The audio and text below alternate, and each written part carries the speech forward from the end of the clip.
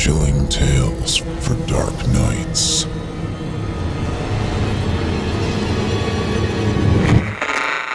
Want to make sure you never miss a Chilling Tales for Dark Nights video again? Be sure to subscribe and hit that bell to turn on notifications. Nuremberg at the time was not so much exploited as it had been since then. Irving had not been playing Faust, and the very name of the old town was hardly known to the great bulk of the traveling public. My wife and I, being in the second week of our honeymoon, naturally wanted someone else to join our party, so that when the cheery stranger Elias P. Hutchison, hailing from Isthmian City, Bleeding Gulch, Maple Tree County, Nebraska, turned up at the station at Frankfurt and casually remarked that he was going to see the most all-fired old Methuselah of a town in Europe, that he guessed that so much traveling alone was enough to send an intelligent, active citizen into the melancholy ward of a daft house, we took the pretty broad hint and suggested that we join forces. We found, on comparing notes afterwards, that we had each intended to speak with some diffidence or hesitation so as not to appear too eager, such not being a good compliment to the success of our married life. But the effect was entirely marred by both our beginning to speak at the same instant, stopping simultaneously and then going on together again. Anyhow, no matter how, it was done, and Elias P. Hutchison became one of our party. Straight away, Amelia and I found the pleasant benefit.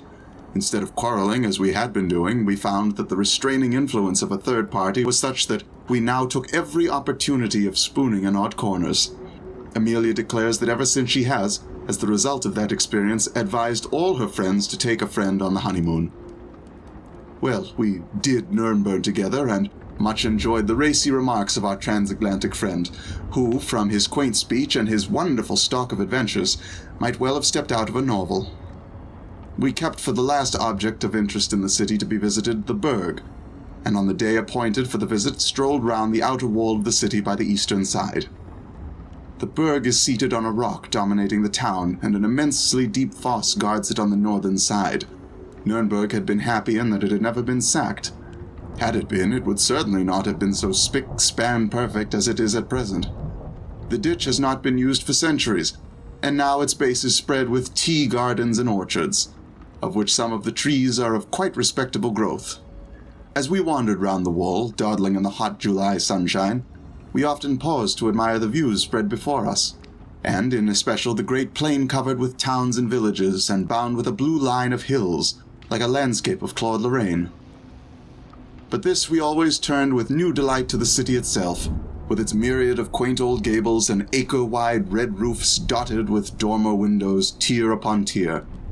A little to our right rose the towers of the Burg, and nearer still, standing grim, the Torture Tower, which was and is perhaps the most interesting place in the city. For centuries, the tradition of the Iron Virgin of Nuremberg has been handed down as an instance of the horrors of cruelty of which man is capable. We had long looked forward to seeing it, and here at last was its home. In one of our pauses, we leaned over the wall of the moat and looked down. The garden seemed quite 50 or 60 feet below us, and the sun pouring into it with an intense, moveless heat like that of an oven. Beyond rose the grey, grim wall seemingly of endless height, and losing itself right and left in the angles of bastion and counterscarp. Trees and bushes crowned the wall, and above again towered the lofty houses on whose massive beauty time has only set the hand of approval. The sun was hot, and we were lazy. Time was our own, and we lingered, leaning on the wall. Just below us was a pretty sight, a great black cat lying stretched in the sun, whilst around her gamboled prettily a tiny black kitten. The mother would wave her tail for the kitten to play with, or would raise her feet and push away the little one as an encouragement for further play. They were just at the foot of the wall, and Elias P. Hutchison, in order to help the play, stooped and took from the walk a moderate-sized pebble. "See," he said, "I will drop it near the kitten, and they will both wonder where it came from." "Oh, be careful," said my wife. "You might hit the dear little thing." "Not me, ma'am," said Elias P. "Why, I'm as tender as a Maine cherry tree. Lord bless you, I wouldn't hurt the poor pooty little critter more'n I'd scalp a baby." and you may bet your variegated socks on that. See, I'll drop it far away on the outside so as not to go near her." Thus saying, he leaned over and held his arm out at full length and dropped the stone. It may be that there is some attractive force which draws lesser matters to greater, or more probably that the wall was not plump but sloped to its base, we not noticing the inclination from above, but the stone fell with a sickening thud that came up to us through the hot air, right on the kitten's head, and shattered out its little brains then and there. The black cat cast a swift upward glance, and we saw her eyes like green fire fixed an instant on Elias P. Hutchison, and then her attention was given to the kitten, which lay still with just a quiver of her tiny limbs, whilst a thin red stream trickled from a gaping wound. With a muffled cry such as a human being might give, she bent over the kitten, licking its wounds and moaning. Suddenly, she seemed to realize that it was dead, and again threw her eyes up at us. I shall never forget that sight, for she looked the perfect incarnation of hate. Her green eyes blazed with lurid fire, and the white, sharp teeth seemed to almost shine through the blood which dabbled her mouth and whiskers. She gnashed her teeth, and her claws stood out stark and at full length on every paw. Then she made a wild rush up the wall as if to reach us, but when the momentum ended, fell back, and further added to her horrible appearance, for she fell on the kitten, and rose with her black fur smeared with its brains and blood. Amelia turned quite faint, and I had to lift her back from the wall. There was a seat close by in the shade of a spreading plane tree, and here I placed her whilst she composed herself. Then I went back to Hutchison, who stood without moving, looking down at the angry cat below. As I joined him, he said, "Well, I guess that air the savage beast I ever see. Except once when an Apache squaw had an edge of a half-breed, which they nicknamed Splinters, because of the way he fixed up her papoose, which he stole on a raid just to show that he appreciated the way they had given his mother the fire torture. She got that kind of look on her face that it just seemed to grow there. She followed Splinters more than 3 years till at last the braves got him and handed him over to her. They did say that no man, white or Indian, had ever been so long a-dying under the tortures of the Apaches. The only time I ever see her smile was when I wiped her out. I came up on the camp just in time to see Splinters pass in his checks. And he wasn't sorry to go either. He was a hard citizen, and though I never could shake with him after that papoose business, for it was bitter bad, and he should have been a white man, for he looked like one. I see he had got paid out in full. Darn me, but I took a piece of his hide from one of his skinning posts and had it made into a pocketbook. It's here now." And he slapped the breast pocket of his coat. Whilst he had been speaking, the cat was continuing her frantic efforts to get up the wall. She would take a run back and then charge up, sometimes reaching an incredible height. She did not seem to mind the heavy fall which got her each time, but started with renewed vigor, and at every tumble her appearance became more horrible. Hutchison was a kind-hearted man. My wife and I had both noticed little acts of kindness to animals as well as to persons, and he seemed concerned at the state of fury to which the cat had wrought herself. "Well now," he said, "I do declare that poor critter seems quite desperate. There, poor thing, it was all an accident, though that won't bring your little one back to you. Say, I wouldn't have such a thing happen for 1,000. Just shows what a clumsy fool of a man can do when he tries to play. Seems I'm too darn slip-handed to even play with a cat. Say, Colonel."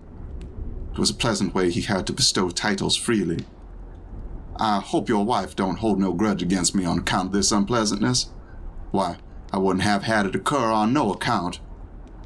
He came over to Amelia and apologized profusely, and she, with her usual kindness of heart, hastened to assure him that she quite understood that it was an accident. Then we all went again to the wall and looked over. The cat, missing Hutchison's face, had drawn back across the moat, and was sitting on her haunches as though ready to spring. Indeed, the very instant she saw him, she did spring, and with a blind, unreasoning fury, which would have been grotesque, only that it was so frighteningly real. She did not try to run up the wall, but simply launched herself at him as though hate and fury could lend her wings to pass straight through the great distance between them. Amelia, womanlike, got quite concerned and said to Elias P. in a warning voice, "Oh, you must be careful. That animal would try to kill you if she were here. Her eyes look like positive murder." He laughed out jovially.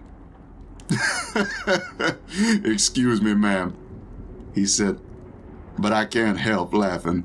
Fancy a man that has fought grizzlies and Indians being careful of being murdered by a cat."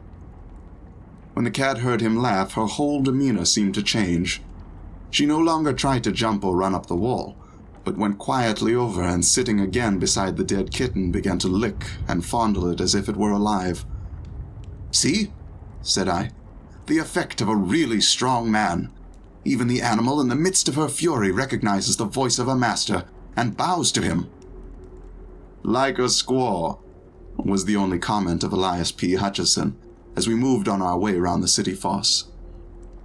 Every now and then we looked over the wall and each time saw the cat following us. At first she had kept going back to the dead kitten, and then as the distance grew greater took it in her mouth and so followed. After a while, however, she abandoned this, for we saw her following all alone. She had evidently hidden the body somewhere. Amelia's alarm grew with the cat's persistence, and more than once she repeated her warning. But the American always laughed with amusement, till finally, seeing that she was beginning to be worried, he said, "I say, ma'am, you needn't be scared over that cat. I go healed, I do." Here he slapped his pistol pocket at the back of his lumbar region. "Why sooner have you worried? I'll shoot the critter right here and risk the police interfering with a citizen of the United States for carrying arms contrary to regulations." As he spoke, he looked over the wall, but the cat, on seeing him, retreated with a growl into a bed of tall flowers and was hidden. He went on, "Bless if that our critter ain't got more sense of what's good for her than most Christians. I guess we've seen the last of her. You bet she'll go back now to that busted kitten and have a private funeral of it, all to herself." Amelia did not like to say more, lest he might, in mistaken kindness to her, fulfill his threat of shooting the cat. And so we went on, crossed the little wooden bridge leading to the gateway, whence we ran the steep, paved roadway between the burg and the pentagonal torture tower. As we crossed the bridge, we saw the cat again down below us. When she saw us, her fury seemed to return, and she made more frantic efforts to get up the steep wall. Hutchison laughed as he looked down at her and said, "Goodbye, old girl. Sorry I injured your feelings, but you'll get over it in time. So long." And then we passed through the long, dim archway and came to the gate of the burg. When we came out again after our survey of this most beautiful old place, which not even the well-intentioned efforts of the Gothic restorers of 40 years ago have been able to spoil, though their restoration was then glaringly white, we seemed to have quite forgotten the unpleasant episode of the morning. The old lime tree, with its great trunk gnarled with the passing of nearly 9 centuries, the deep well cut through the heart of the rock by the captives of old, and the lovely view from the city wall whence we heard, spread over almost a full quarter of an hour, the multitudinous chimes of the city had all helped to wipe out from our minds the incident of the slain kitten. We were the only visitors who had entered the torture tower that morning, so at least said the old custodian, and as we had the place all to ourselves, were able to make a minute and more satisfactory survey than would have otherwise been possible. The custodian, looking to us as the sole source of his gains for the day, was willing to meet our wishes in any way. The torture tower is truly a grim place. Even now, when many thousands of visitors had sent a stream of life and the joy that follows life into the place. But at the time I mentioned it wore its grimmest and most gruesome aspect. The dust of ages seemed to have settled on it, and the darkness and the horror of its memories seemed to have become sentient in a way that would have satisfied the pantheistic souls of Philo or Spinoza. The lower chamber where we entered was seemingly, in its normal state, filled with incarnate darkness. Even the hot sunlight streaming in through the door seemed to be lost in the vast thickness of the walls, and only showed the masonry rough as when the builder's scaffolding had come down, but coated with dust and marked here and there with patches of dark stain which, if walls could speak, could have given their own dread memories of fear and pain. We were glad to pass up the dusty wooden staircase, the custodian leaving the outer door open to light us somewhat on our way. for to our eyes, the one long-wicked, evil-smelling candle stuck in a sconce on the wall gave an inadequate light. When we came up through the open trap in the corner of the chamber overhead, Amelia held on to me so tightly that I could actually feel her heartbeat. I must say for my own part that I was not surprised at her fear, for this room was even more gruesome than the one below. Here there was certainly more light, but only just sufficient to realize the horrible surroundings of the place. The builders of the tower had evidently intended that only they who should gain the top should have any of the joys of light and prospect. There, as we had noticed from below, were ranges of windows, albeit of medieval smallness, but elsewhere in the tower were only a few very narrow slits such as were habitual in places of medieval defense. A few of these only lit the chamber, and these so high up in the wall that from no part could the sky be seen through the thickness of the walls.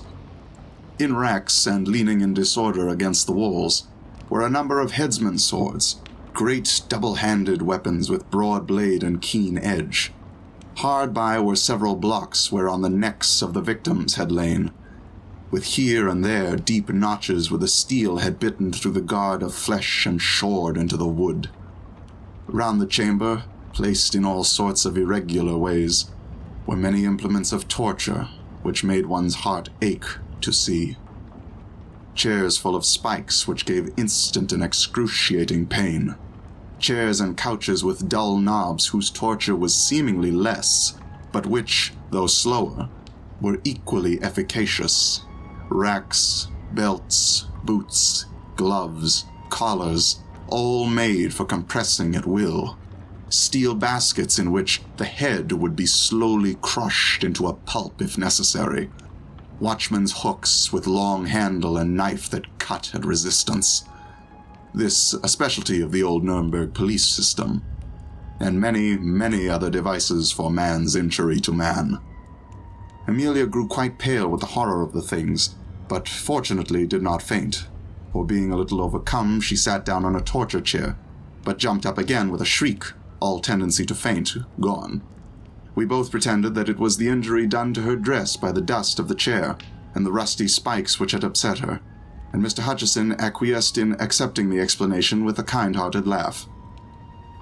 But the central object in the whole of this chamber of horrors was the engine known as the Iron Virgin, which stood near the center of the room.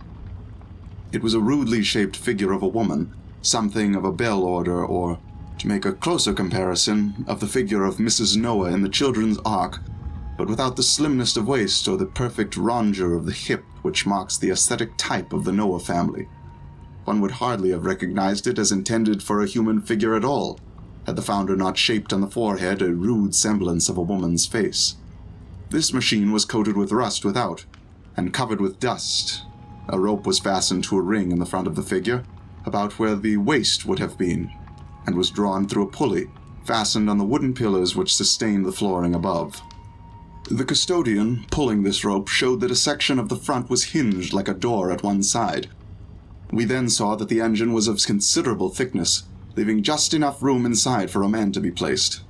The door was of equal thickness and of great weight, for it took the custodian all his strength, aided though he was by the contrivance of the pulley, to open it.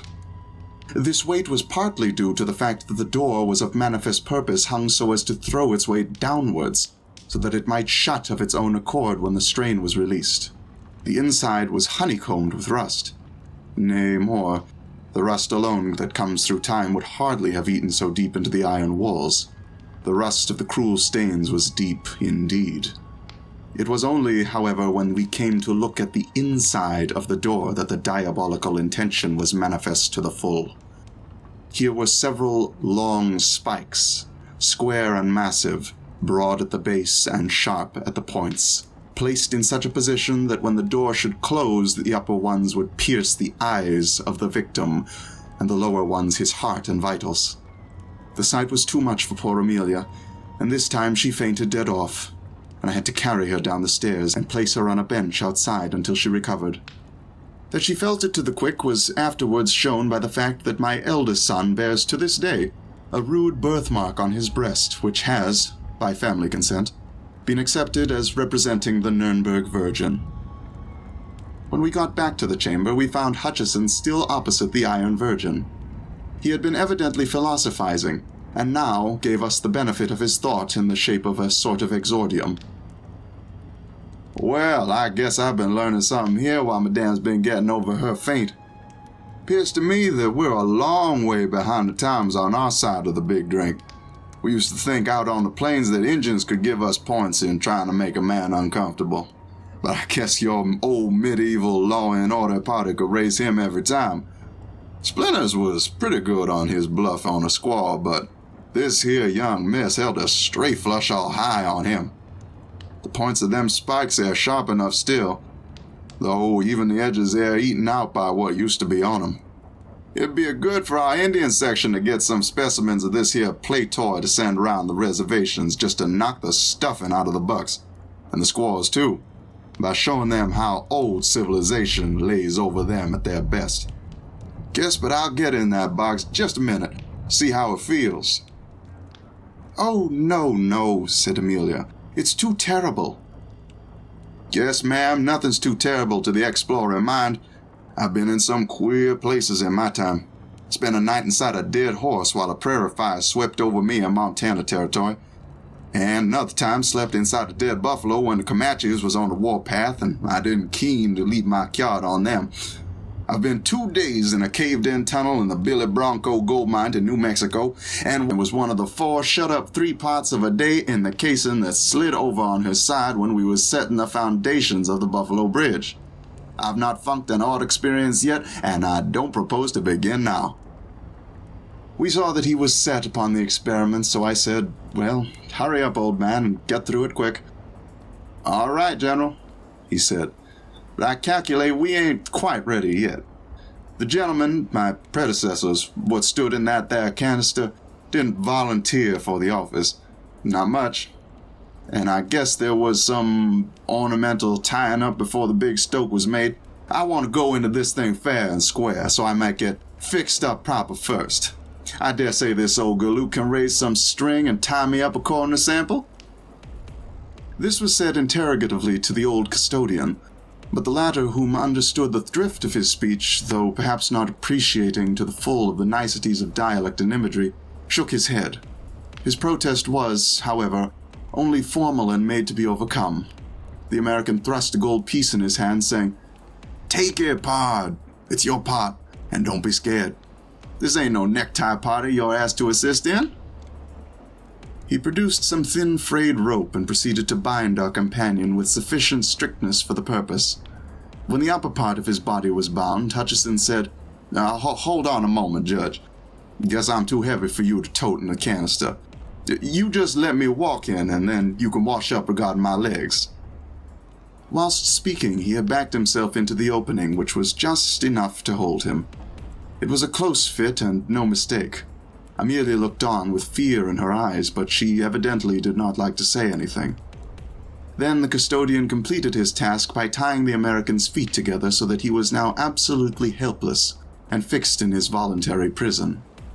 He seemed to really enjoy it, and the incipient smile which was habitual to his face blossomed into actuality as he said, "Guess this here Eve was made out of the rib of a dwarf.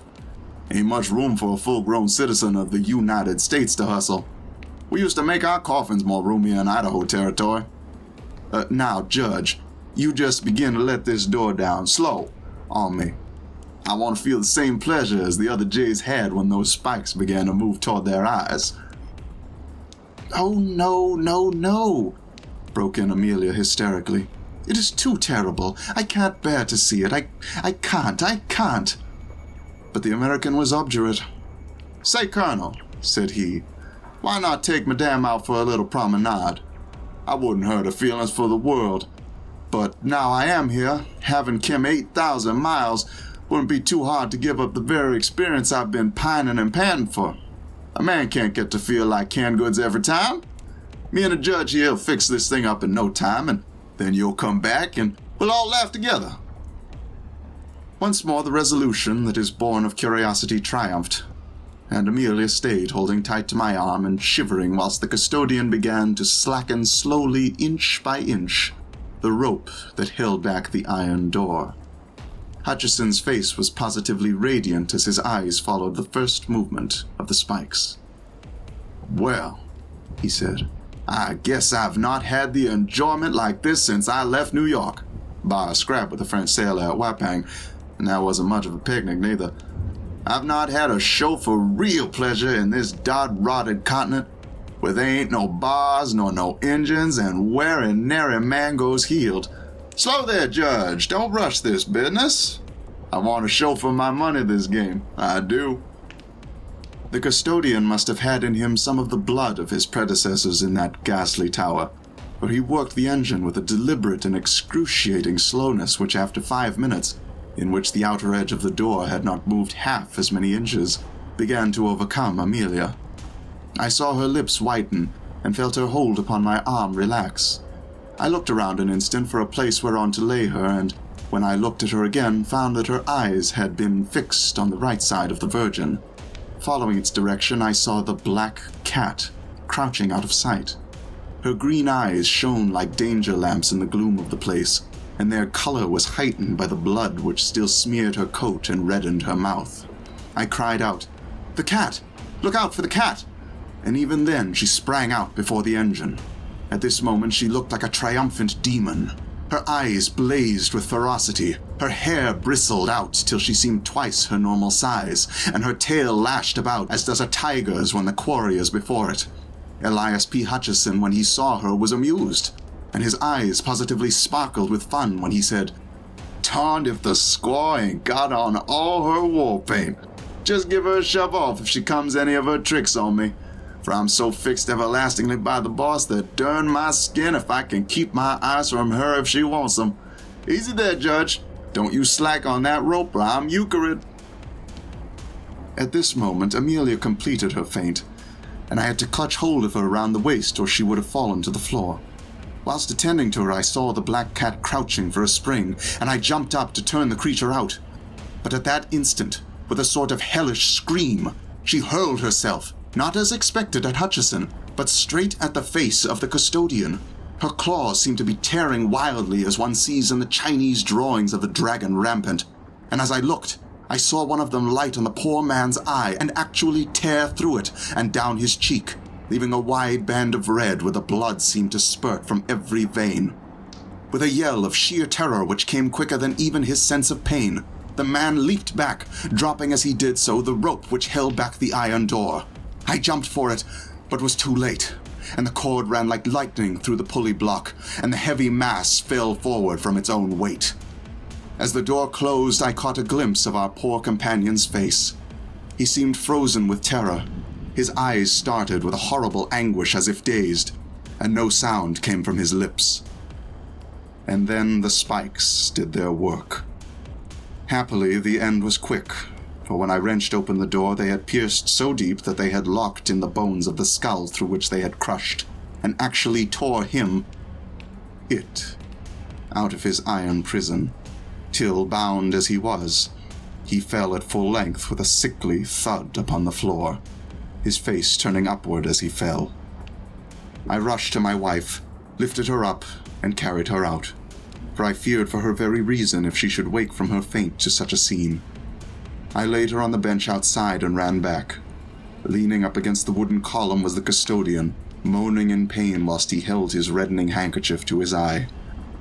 And sitting on the head of the poor American was the cat, purring loudly as she licked the blood which trickled through the gashed sockets of his eyes.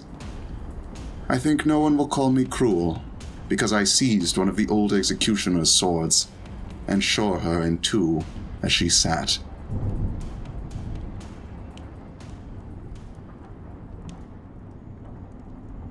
He was dead, the head of a high tribunal, the upright magistrate whose irreproachable life was a proverb in all the courts of France. Advocates, young counselors, judges had greeted him at the sight of his large, thin, pale face lighted up by two sparkling, deep-set eyes, bowing low in token of respect. He had passed his life in pursuing crime and in protecting the weak. Swindlers and murderers had no more redoubtable the enemy, for he seemed to read the most secret thoughts of their minds. He was dead now, at the age of 82, honored by the homage and followed by the regrets of a whole people. Soldiers in red trousers had escorted him to the tomb, and men in white cravats had spoken words and shed tears that seemed to be sincere beside his grave. But here is the strange paper found by the dismayed notary in the desk where he had kept the records of great criminals. It was entitled, Why? 20th June, 1851. I have just left court. I have condemned Blondel to death. Now, why did this man kill his 5 children? Frequently one meets with people to whom the destruction of life is a pleasure. Yes, it should be a pleasure, the greatest of all, perhaps. For is not killing the next thing to creating, to make and to destroy? These 2 words contain the history of the universe, all the history of worlds, all that is all. Why is it not intoxicating to kill? 25th June. To think that a being is there who lives, who walks, who runs. A being? What is a being? That animated thing that bears in it the principle of motion and a will ruling that motion. It is attached to nothing, this thing. Its feet do not belong on the ground. It is a grain of life that moves on the earth, and this grain of life, coming I know not whence, one can destroy at one's will. Then nothing more. It perishes, it is finished. 26th June. Why, then, is it a crime to kill? Yes, why? On the contrary, it is the law of nature. The mission of every being is to kill. He kills to live, and he kills to kill. The beast kills without ceasing all day, every instant of his existence. Man kills without ceasing to nourish himself. But since he needs, besides, to kill for pleasure, he has invented hunting. The child kills the insects he finds, the little birds, all the little animals that come in his way. But this does not suffice for the irresistible need to massacre that is in us. It is not enough to kill beasts. We must kill man, too. Long ago, this need was satisfied by human sacrifices. Now the requirements of social life have made murder a crime. We condemn and punish the assassin. But as we cannot live without yielding to this natural and imperious instinct of death, we relieve ourselves, from time to time, by wars. Then a whole nation slaughters another nation. It is a feast of blood, a feast that maddens armies and that intoxicates civilians, women, and children who read, by lamplight at night, the feverish story of massacre. One might suppose that those destined to accomplish these butcheries of men would be despised. No, they are loaded with honors. They are clad in gold and in resplendent garments. They wear plumes on their heads and ornaments on their breasts, and they are given crosses, rewards, titles of every kind. They are proud, respected, loved by women, cheered by the crowd, solely because their mission is to shed human blood. They drag through the streets their instruments of death, that the passer-by, clad in black, looks on with envy. For to kill is the great law set by nature in the heart of existence. There is nothing more beautiful and honorable than killing. 30th June. To kill is the law, because nature loves eternal youth. She seems to cry in all her unconscious acts, quick, quick, quick. The more she destroys, the more she renews herself.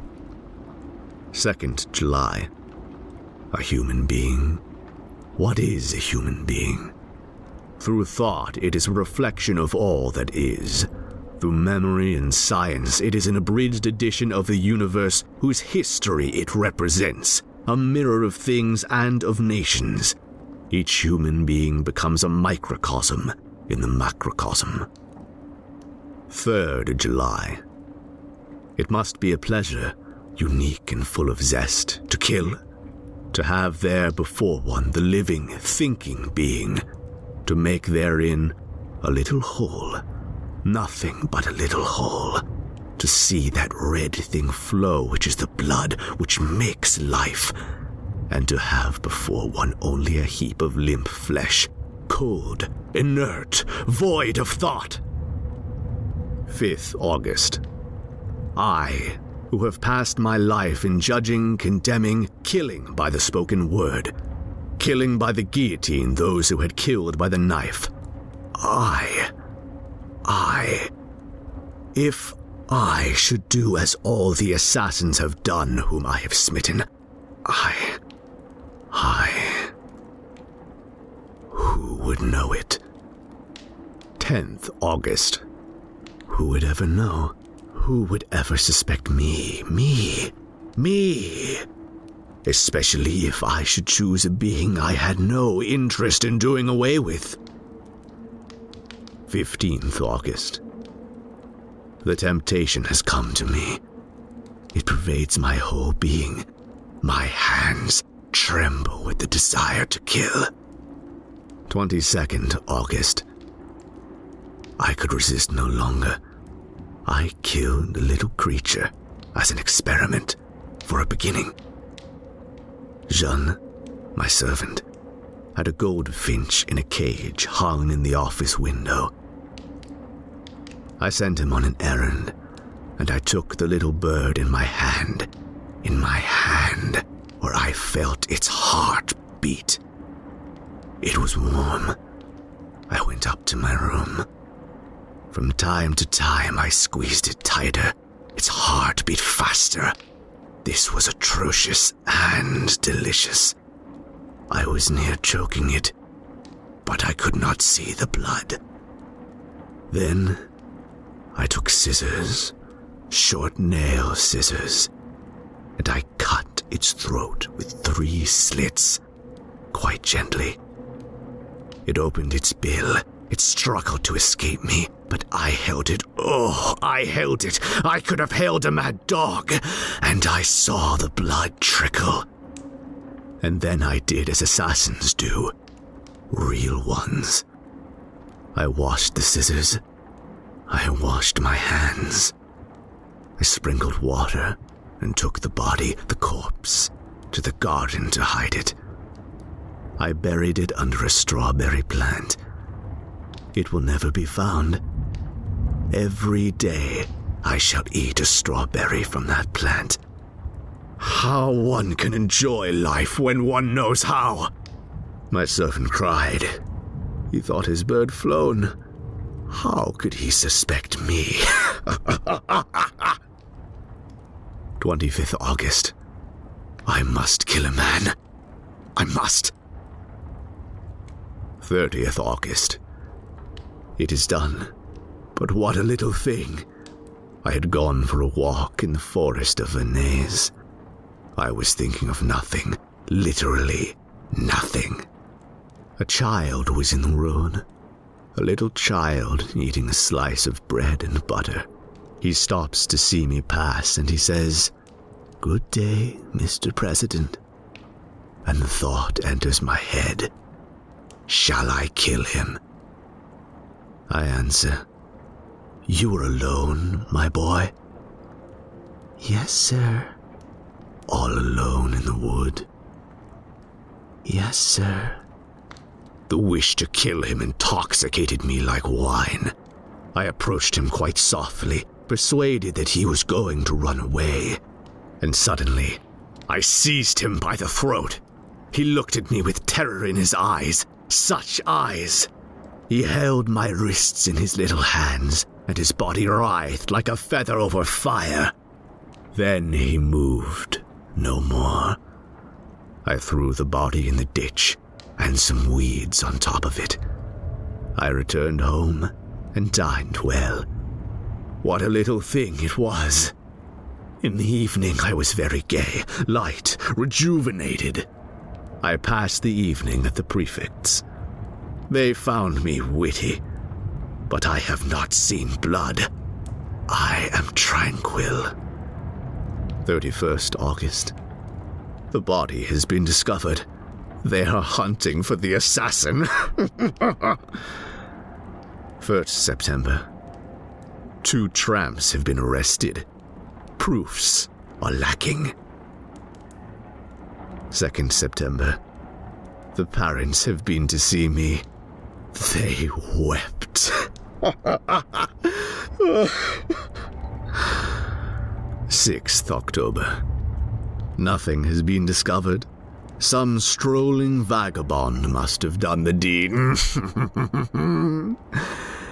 If I had seen the blood flow, it seems to me I should be tranquil now. The desire to kill is in my blood. It is like the passion of youth at 20. 20th October. Yet another. I was walking by the river after breakfast, and I saw, under a willow, a fisherman asleep. It was noon. A spade was standing in a potato field nearby, as if expressly for me. I took it. I returned. I raised it like a club, and with one blow of the edge I cleft the fisherman's head. Oh, he bled, this one. Rose-colored blood. It flowed into the water quite gently, and I went away with the grave step. If I had been seen, I should have made an excellent assassin. 25th October. The affair of the fisherman makes a great stir. His nephew, who fished with him, is charged with the murder. 26th October. The examining magistrate affirms that the nephew is guilty. Everybody in town believes it. 27th October.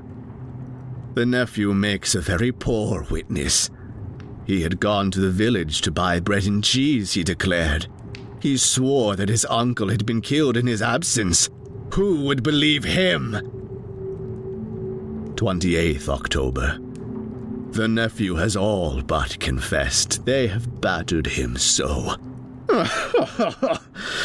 Justice! 15th November. There are overwhelming proofs against the nephew, who was his uncle's heir. I shall preside at the sessions. 25th January. To death, to death, to death.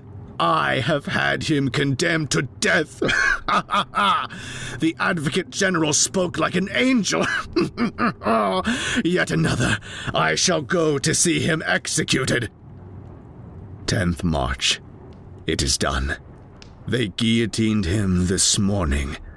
He died very well, very well. That gave me pleasure. How fine it is to see a man's head cut off. Now, I shall wait. I can wait. It would take such a little thing to let myself be caught.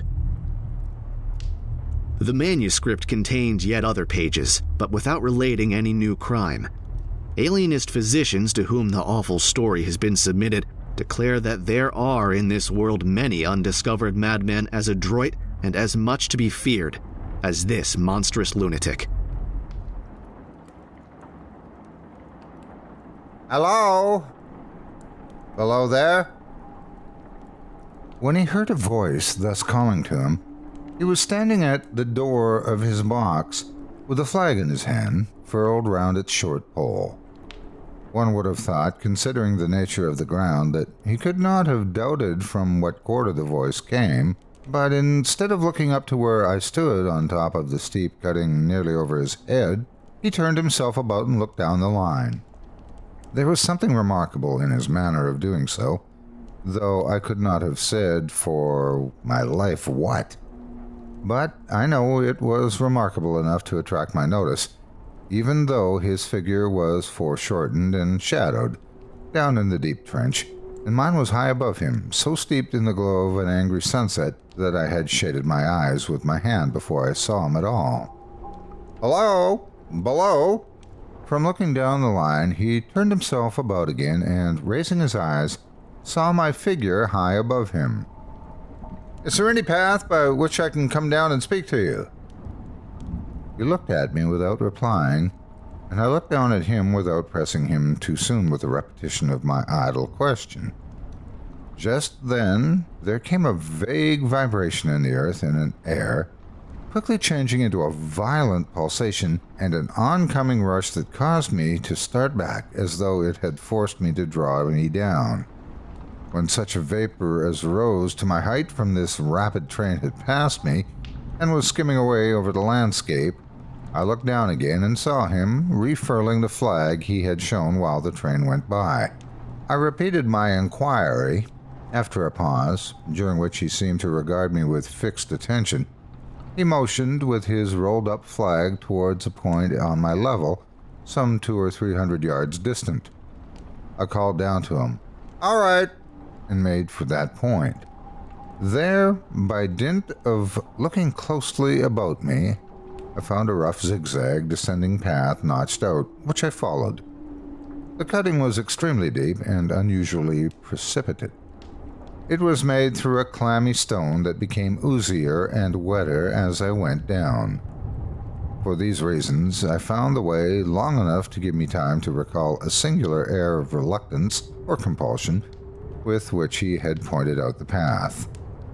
When I came down low enough upon the zigzag descent to see him again, I saw that he was standing between the rails on the way by which the train had lately passed, in an attitude as if he were waiting for me to appear. He had his left hand at his chin, and that left elbow rested on his right hand, crossed over his breast. His attitude was one of such expectation and watchfulness that I stopped a moment, wondering at it. I resumed my downward way, and stepping out upon the level of the railroad and drawing nearer to him, saw that he was a dark, sallow man with a dark beard and rather heavy eyebrows. His post was in as solitary and dismal a place as I ever saw. On either side, a dripping, wet wall of jagged stone, excluding all view but a strip of sky. The perspective, one way, only a crooked prolongation of this great dungeon. The shorter perspective, in the other direction, terminating in a gloomy red light, and the gloomier entrance to a black tunnel in whose massive architecture there was a barbarous, depressing, and forbidding air. So little sunlight ever found its way to the spot that it had an earthly, deadly smell, and so much cold wind rushed through it that it struck chill to me as if I had left the natural world. Before he stirred, I was near enough to him to have touched him. Not even then, removing his eyes from mine, he stepped back one step and lifted his hand. This was a lonesome post to occupy, I said, and it had riveted my attention when I looked down from up yonder. A visitor was a rarity, I should suppose, not an unwelcome rarity, I hoped. In me, he merely saw a man who had been shut up within narrow limits all his life, and who, being at last set free, had a newly awakened interest in these great works. To such purpose I spoke to him, but I am far from sure of the terms I used, for besides that I am not happy in opening any conversation, there was something in the man that daunted me. He directed a most curious look toward the red light near the tunnel's mouth, and looked all about it as if something were missing from it, then looked at me. That light was part of his charge, was it not? He answered in a low voice, Don't you know it is? The monstrous thought came into my mind as I pursued the fixed eyes and the saturnine face, that this was a spirit, not a man.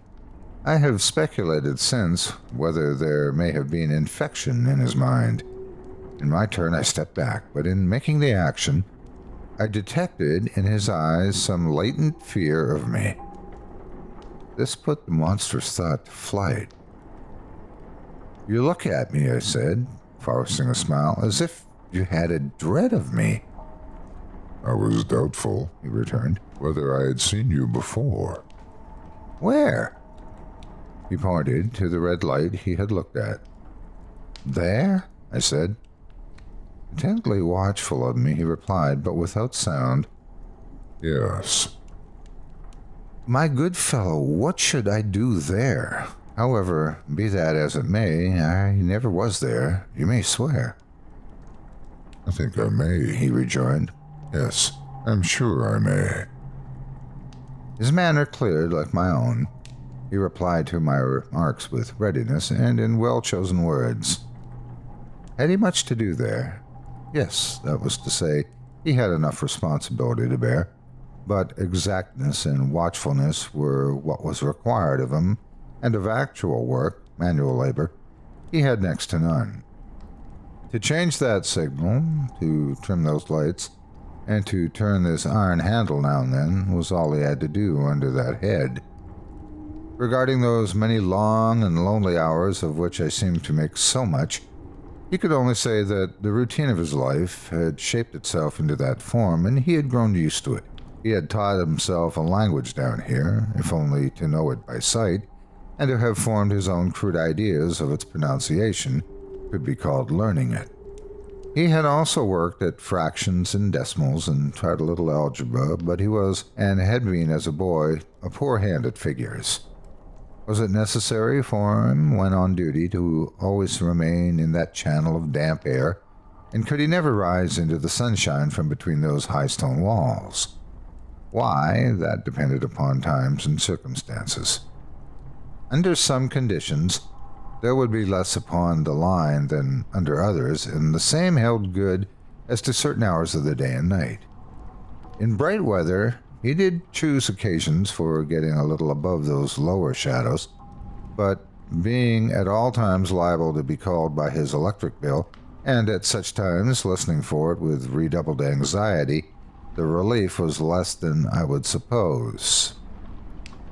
He took me into his box, and where there was a fire, a desk for an official book in which he had to make certain entries, the telegraphic instrument with its dial, face, and needles, and the little bell of which he had spoken.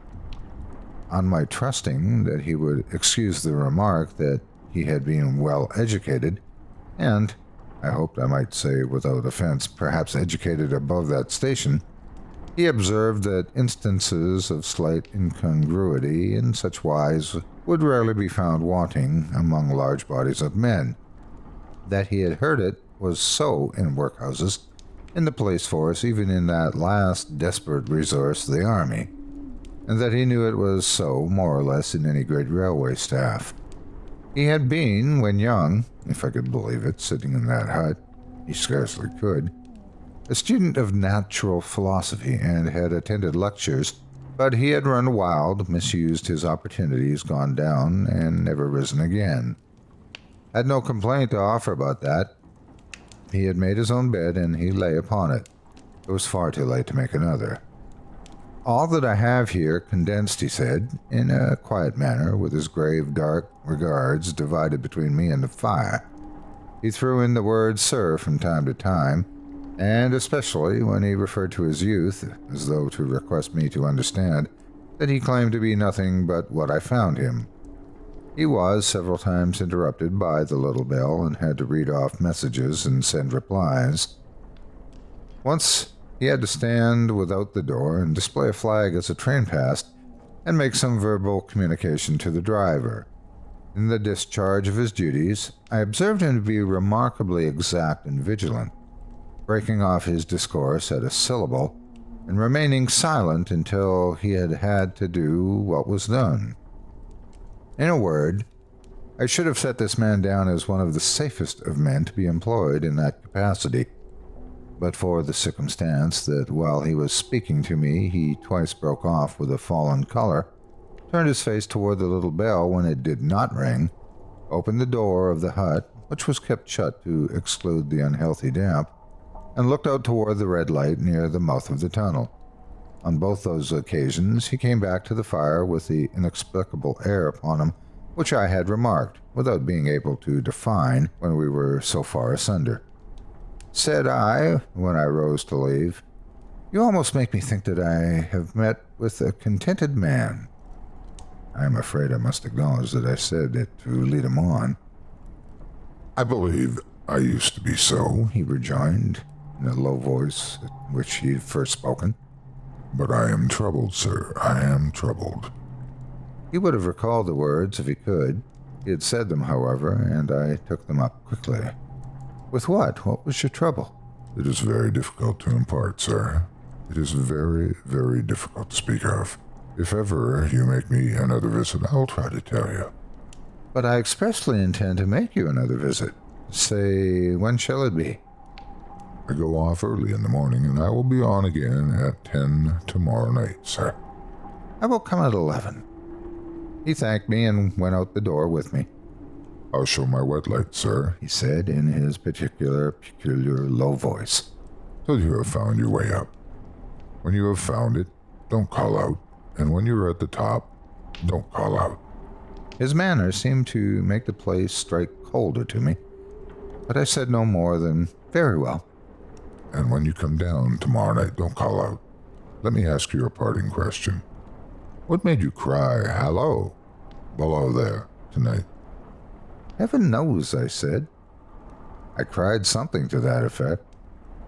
Not to that effect, sir. Those were the very words. I know them well. Admit those were the very words. I said them, no doubt, because I saw you below. But no other reason? What other reason could I possibly have? You had no feeling that they were conveyed to you in a supernatural way. No. He wished me good night and held up his light. I walked by the side of the down line of rails with a very disagreeable sensation of a train coming behind me until I found the path. It was easier to mount than to descend, and I got back to my inn without any adventure. Punctual to my appointment, I placed my foot on the first notch of the zigzag next night as the distant clocks were striking 11. He was waiting for me at the bottom with his white light on. I have not called out, I said, when we came close together. May I speak now? By all means, sir. Good night, then, and here's my hand. Good night, sir, and here's mine. With that, we walked side by side to his box, entered it, closed the door, and sat down by the fire. I have made up my mind, sir, He began, bending forward as soon as we were seated, and speaking in a tone but a little above a whisper, that you shall not have to ask me twice what troubles me. I took you for someone else yesterday evening, and that troubles me. That mistake? No, that someone else. Who is it? I don't know. Like me? I don't know. I never saw the face. The left arm's across the face, and the right arm is waved, violently waved, this way. I followed his action with my eyes, and it was the action of an arm gesticulating with the utmost passion and vehemence. For God's sakes, clear the way. One moonlight night, The man said. I was sitting here when I heard a voice cry, "Hello! Below there!" I started up, looked up from that door, and saw this someone else standing by the red light near the tunnel, waving as I just now showed you. The voice seemed hoarse with shouting, and it cried, "Look out! Look out!" And then again, "Hello! Below there! Look out!" I caught up my lamp, turned it on red, and ran toward the figure, calling, "What's wrong? What has happened? Where?" It stood just outside the blackness of the tunnel. I advanced so close upon it that I wondered at its keeping the sleeve across its eyes. I ran right up to it and had my hand stretched out to pull the sleeve away when it was gone. Into the tunnel? Said I. No, I ran out again faster than I had run in, for I had a mortal abhorrence of the place upon me. And I looked all around the red light with my own red light. And when I went up the iron ladder to the gallery atop of it, then I came down again and ran back here. I telegraphed both ways. An alarm has been given. Is anything wrong? The answer came back both ways. All well. Resisting the slow touch of a frozen finger tracing out of my spine, I showed him how that this figure must be a deception of his sense of sight, and how that figures, originating in disease of delicate nerves that minister to the functions of the eye, were known to have often troubled patients, some of whom had become conscious of the nature of their affliction, and had even proved it by experiments upon themselves. As to an imaginary cry, said I, but do but listen for a moment to the wind in this unnatural valley while we speak so low, and to the wild harp it makes of the telegraph wires. That was all very well, He returned, after we had sat listening for a while, and he ought to know something of the wind and the wires. He who so often passed long winter nights there, alone and watching. But he would beg to remark that he had not finished. I asked his pardon, and he slowly added these words, touching my arm. Within 6 hours of the appearance, the memorable accident on this line happened, and within 10 hours the dead and wounded were brought along the tunnel over the spot where the figure had stood. A disagreeable shudder crept over me, but I did my best against it. It was not to be denied, I rejoined, that this was a remarkable coincidence, calculated deeply to impress his mind. But it was unquestionable that remarkable coincidences did continually occur, and they must be taken into account in dealing with such a subject.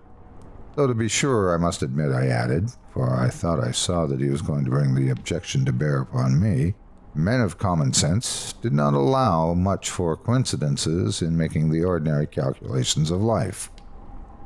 He again begged to remark that he had not finished. I again begged his pardon for being betrayed into interruptions. This, he said, again laying his hand upon my arm and glancing over his shoulder with hollow eyes, was just a year ago. 6 or 7 months passed, and I had recovered from the surprise and shock, when one morning, as the day was breaking, I, standing at the door, looked towards the red light and saw the spectre again. He stopped with a fixed look at me. Did it cry out? No. It was silent. Did it wave its arm?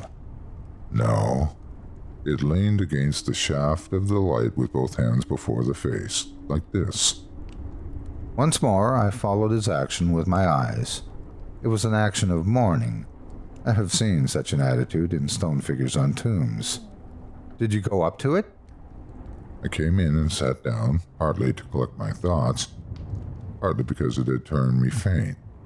When I went to the door again, daylight was about me and the ghost was gone. But nothing followed, nothing came of this. He touched me on the arm with his forefinger twice or thrice, giving a ghastly nod each time. That very day, as the train came out of the tunnel, I noticed, at a carriage window on my side, what looked like a confusion of hands and heads, and something waved. I saw it just in time to signal the driver. Stop! He shut off and put his brake on, but the train drifted past here 150 yards or more. I ran after it, and as I went along, heard terrible screams and cries. A beautiful young lady had died instantaneously in one of the compartments, and was brought in here and laid down on this floor between us. Involuntarily, I pushed back my chair as I looked from the boards at which he pointed to himself. True, sir, true. Precisely as it happened, so I'll tell it to you. I could think of nothing to say to any purpose, and my mouth was very dry. The wind and the wires took up the story with a long lamenting wail. He resumed. Now, sir, mark this, and judge how my mind is troubled. The spectre came back a week ago. Ever since, it has been there, now and again, by fits and starts. At the light? At the danger light. What does it seem to do? He repeated, if possible with increased passion and vehemence, that former gesticulation of, For God's sakes, clear the way. Then he went on. I have no peace or rest for it. It calls to me for many minutes together in an agonized manner. Below there, look out, look out. It stands waving to me. It rings my little bell. I caught at that. Did it ring your bell yesterday evening when I was here and you went to the door? Twice. Why, see, said I, how your imagination misleads you. My eyes were on the bell and my ears were open to the bell, and if I am a living man, it did not ring at those times. No, nor at any other time, except when it was rung in the natural course of physical things, by the station communicating with you. He shook his head. I've never made a mistake as to that yet, sir. I've never confused the specter's ring with the man's. The ghost's ring is a strange vibration in the bell that it derives from nothing else, and I have not asserted that the bell stirs to the eye. I don't wonder that you fail to hear it, but I hear it. And did the specter seem to be there when you looked out? It was there. Both times? He repeated firmly. Both times. Will you come to the door with me and look for it now? He bit his underlip as though he were somewhat unwilling, but arose. I opened the door and stood on the step while he stood in the doorway. There was the danger light. There was the dismal mouth of the tunnel. There was the high whetstone walls of the cutting. There were the stars above them. Did you see it? I asked him, taking particular note of his face. His eyes were prominent and strained, but not very much more so, perhaps, than my own had been when I had directed them earnestly toward the same spot. No, he answered. It is not there. Agreed, said I. We went in again, shut the door, and resumed our seats. I was thinking how best to improve this advantage, if it might be called one, when he took up the conversation in such a matter-of-course way, so assuming that there could be no serious question of fact between us, that I felt myself placed in the weakest of positions. By this time you will fully understand, sir, he said, that what troubles me so dreadfully is the question, what does the spectre mean? I was not sure, I told him, that I did fully understand. What is its warning against? He said, ruminating with his eyes on the fire, and only by times turning them on me. What is the danger? Where is the danger? There is danger overhanging somewhere on the line. Some dreadful calamity will happen. It is not to be doubted this third time after what has gone before, but surely this is a cruel haunting of me. What can I do? He pulled out his handkerchief and wiped the drops from his heated forehead. If I telegraph danger on either side of me or on both, I can give no reason for it, he went on, wiping the palms of his hands. I should get into trouble and do no good. They would think I was mad. This is the way it would work. Message, danger, take care. Answer. What danger? Where? Message. Don't know. But for God's sakes, take care. They would displace me. What else could they do? His pain of mind was most pitiable to see. It was the mental torture of a conscientious man, oppressed beyond endurance by an unintelligible responsibility involving life. When it first stood under the danger light, he went on, putting his dark hair back from his head and drawing his hands outward across his temples in an extremity of feverish distress. Why not tell me where that accident was to happen, if it must happen? Why not tell me how it could be averted, if it could be averted? When on its second coming it hid in its face, why not tell me instead, she is going to die. Let them keep her at home. If it came, on those two occasions, only to show me that its warning were true, and so to prepare me for the third, why not warn me plainly now, and I, Lord help me, a mere poor signalman on this solitary station. Why not go to somebody with credit to be believed and power to act? When I saw him in this state, I saw that for the poor man's sake, as well as for the public's safety, what I had to do for the time was to compose his mind. Therefore, setting aside all question of reality or unreality between us, I represented to him that whoever thoroughly discharged his duty must do well, and that at least it was his comfort that he understood his duty, though he did not understand these confounding appearances. In this effort I succeeded far better than in the attempt to reason him out of his conviction. He became calm. The occupations incidental to his post as the night advanced began to make larger demands on his attention, and I left him at 2 in the morning. I had offered to stay through the night, but he would not hear of it. That I more than once looked back at the red light as I ascended the pathway, that I did not like the red light, and that I should have slept but poorly if my bed had been under it, I see no reason to conceal. Nor did I like the 2 sequences of the accident and the dead girl. I see no reason to conceal that either. But what ran most in my thoughts was the consideration how ought I to act, having become the recipient of this disclosure. I had proved the man to be intelligent, vigilant, painstaking, and exact, but how long might he remain so in his state of mind? Though in an subordinate position, still he held a most important trust. And would I, for instance, like to stake my own life on the chances of his continuing to execute it with precision? Unable to overcome a feeling that there would be something treacherous in my communicating what he had told me to his superiors in the company, without first being plain with himself and proposing a middle course to him, I ultimately resolved to offer to accompany him, otherwise keeping his secret for the present, to the wisest medical practitioner we could hear of in those parts, and to take his opinion. A change in his time of duty would have come round next night, he apprised me, and he would be off an hour or 2 after sunrise, and on again soon after sunset. I had appointed to return accordingly. Next evening was a lovely evening, and I walked out early to enjoy it.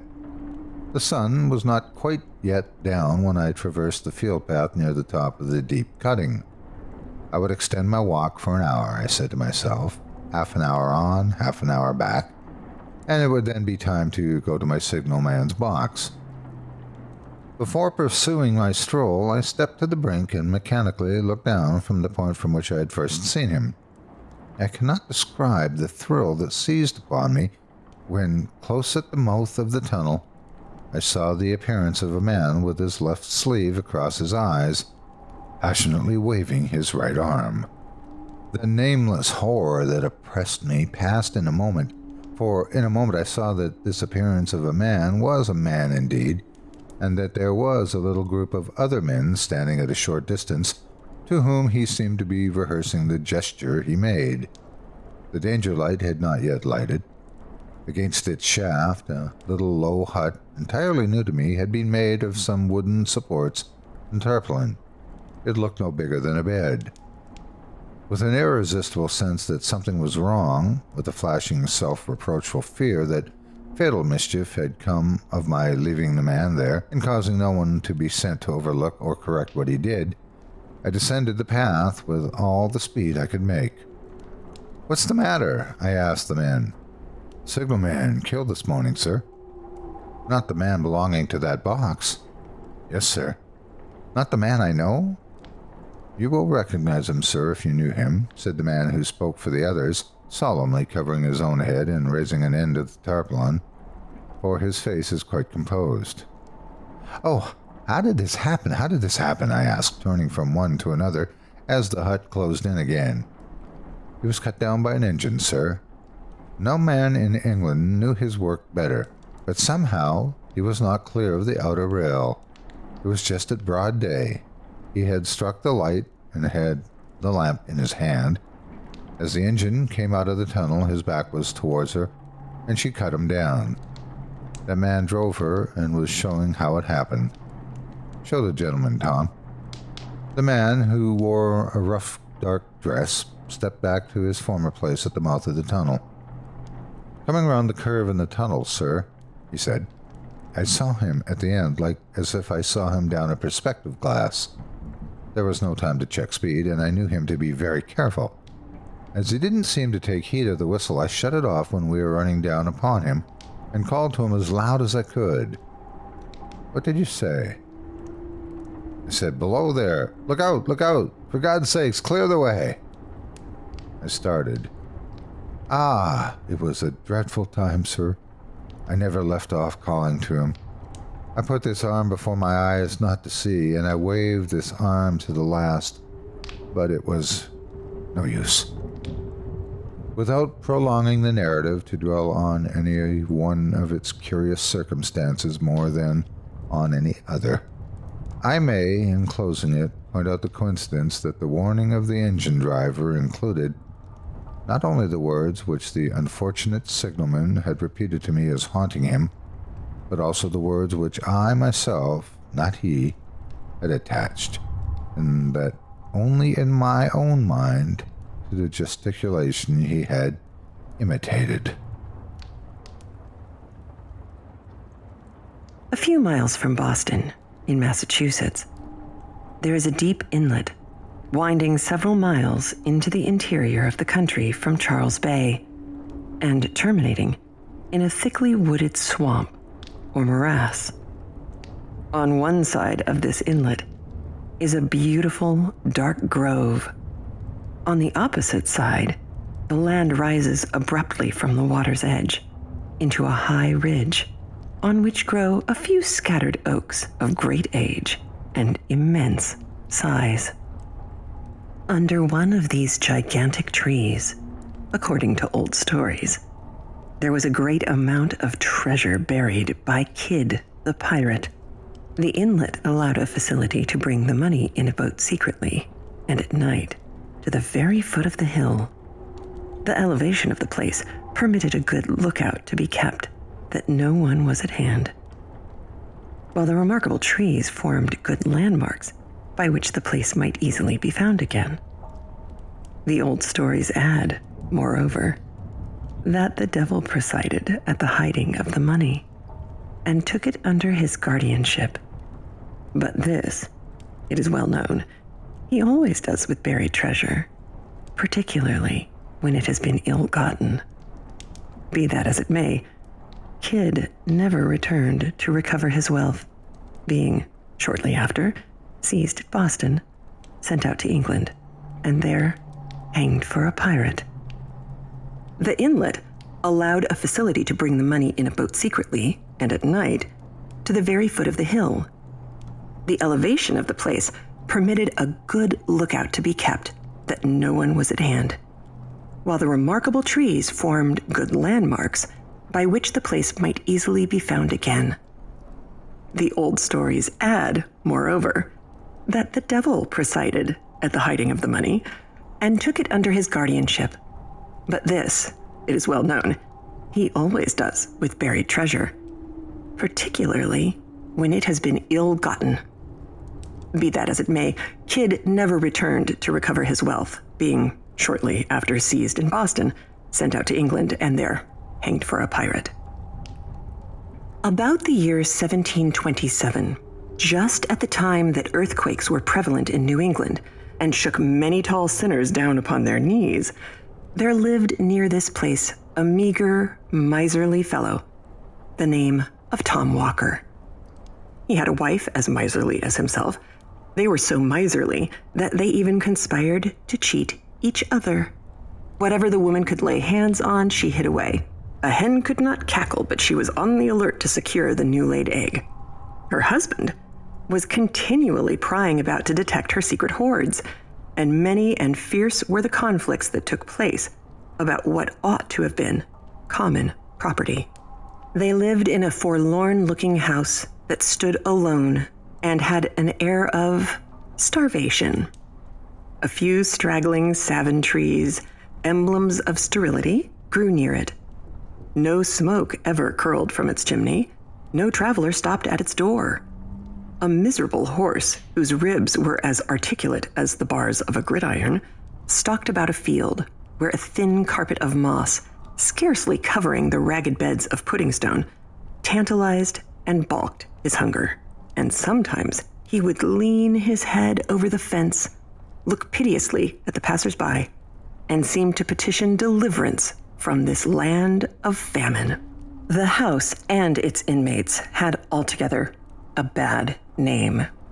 Tom's wife was a tall termagant, fierce of temper, loud of tongue, and strong of arm.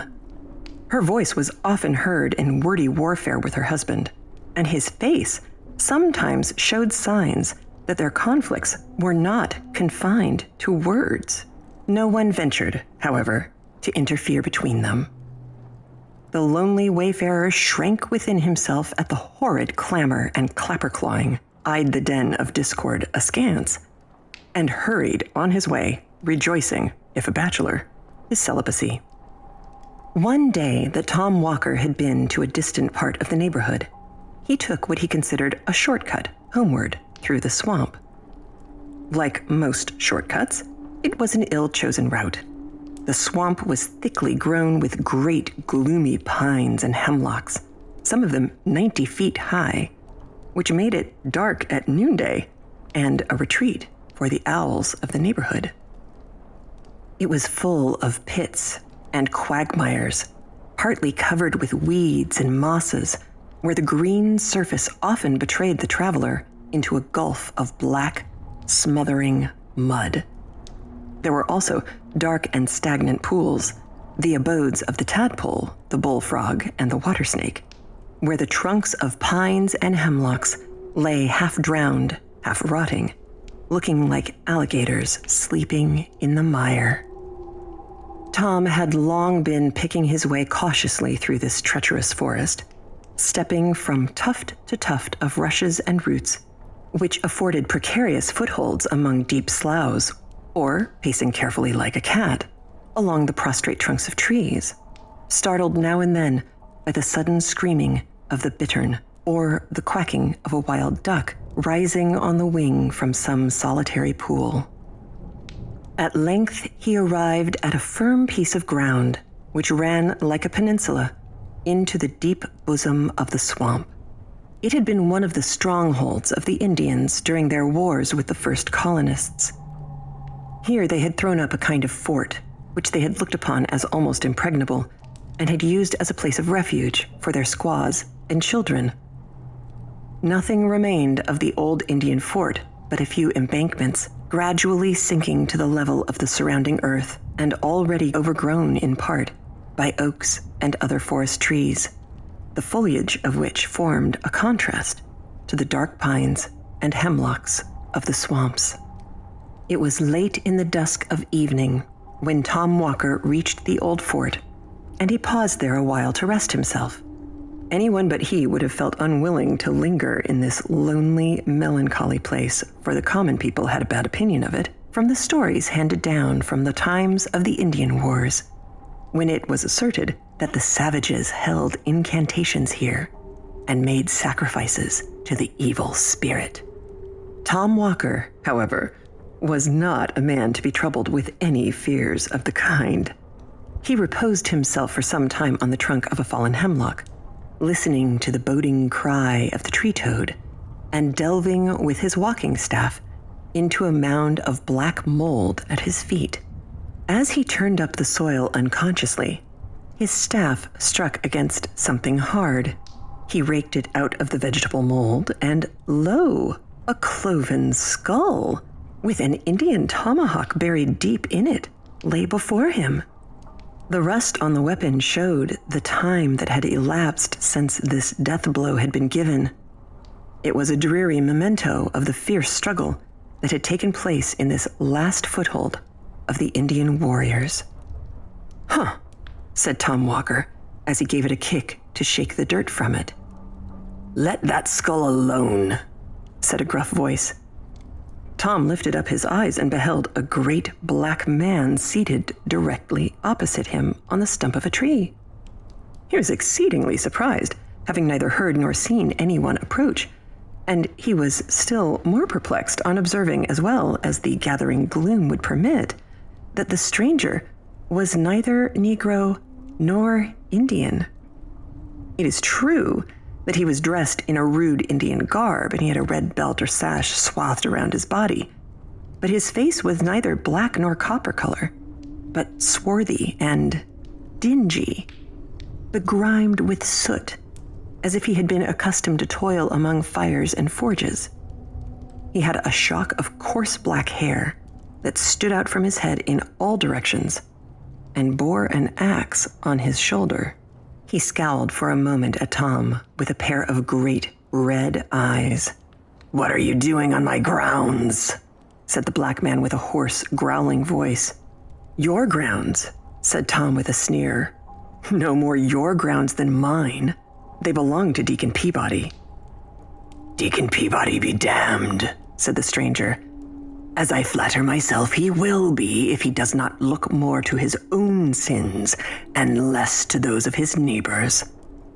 Look yonder, and see how Deacon Peabody is faring." Tom looked in the direction that the stranger pointed and beheld one of the great trees, fair and flourishing without, but rotten at the core, and saw that it had been nearly hewn through, so that the first high wind was likely to blow it down. On the bark of the tree was scored the name of Deacon Peabody, an eminent man who had waxed wealthy by driving shrewd bargains with the Indians. He now looked around and found most of the tall trees marked with the name of some great man of the colony, and all more or less scored by the axe.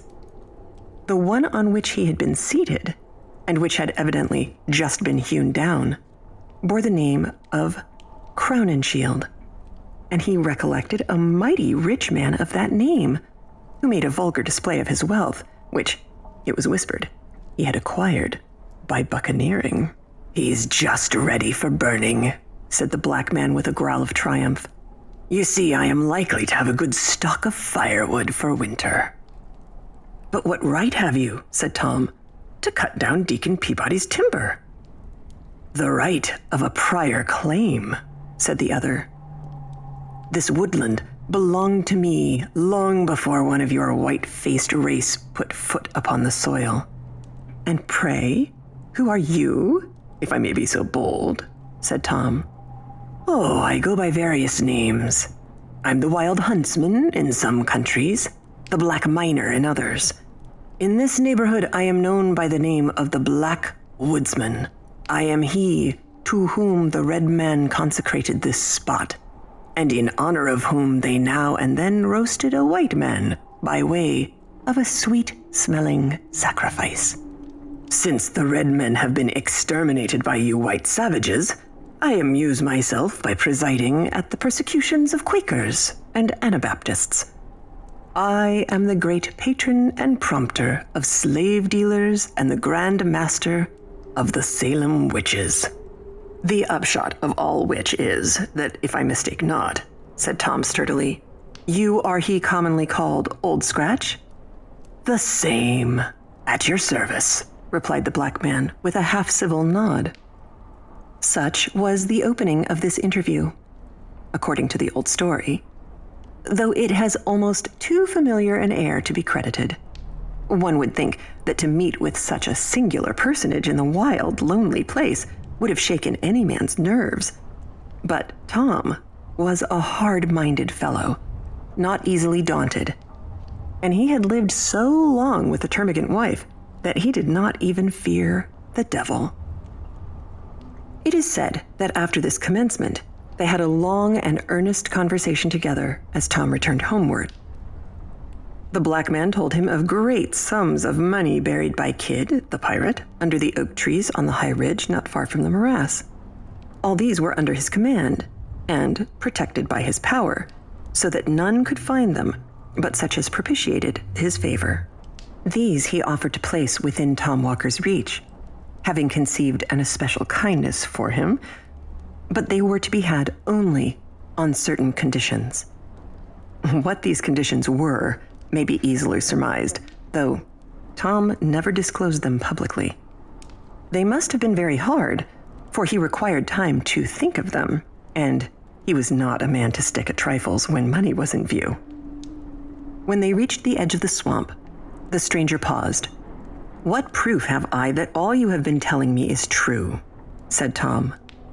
"There's my signature," said the black man, pressing his finger on Tom's forehead. So saying, he turned off among the thickets of the swamp and seemed, as Tom said, to go down, down, down into the earth until nothing but his head and shoulders could be seen, and so on, until he totally disappeared. When Tom reached home, he found the black print of a finger burned, as it were, into his forehead, which nothing could obliterate. The first news his wife had to tell him was the sudden death of Absalom Crowninshield, the rich buccaneer. It was announced in the papers, with the usual flourish, that a great man had fallen in Israel. Tom recollected the tree which his black friend had just hewn down and which was ready for burning. "Let the freebooter roast," said Tom. "Who cares?" He now felt convinced that all he had heard and seen was no illusion. He was not prone to let his wife into his confidence, but as this was an uneasy secret, he willingly shared it with her.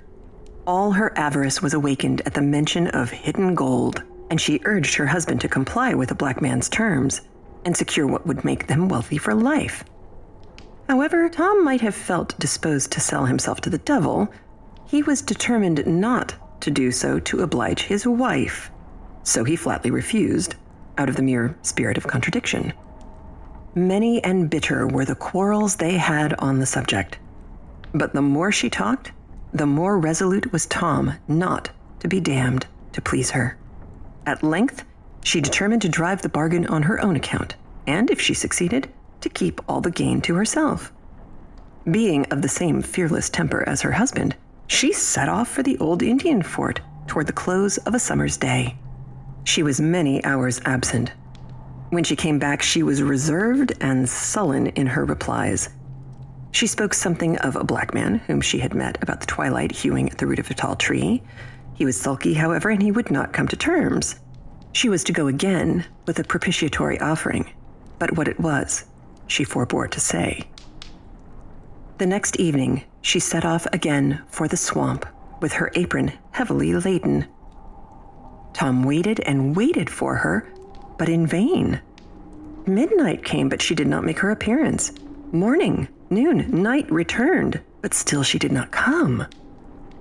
Tom now grew uneasy for her safety, especially as he found she had carried off in her apron the silver teapot and spoons, and every portable article of value. Another night elapsed. Another morning came, but no wife. In a word, she was never heard of more. What was her real fate? Nobody knows, in consequence of so many pretending to know. It is one of those facts which have become confounded by a variety of historians. Some asserted that she lost her way among the tangled mazes of the swamp and sank into some pit or slough. Others, more uncharitable, hinted that she had eloped with the household booty and made off to some other province, while others surmised that the tempter had decoyed her into a dismal quagmire, on the top of which her hat was found lying.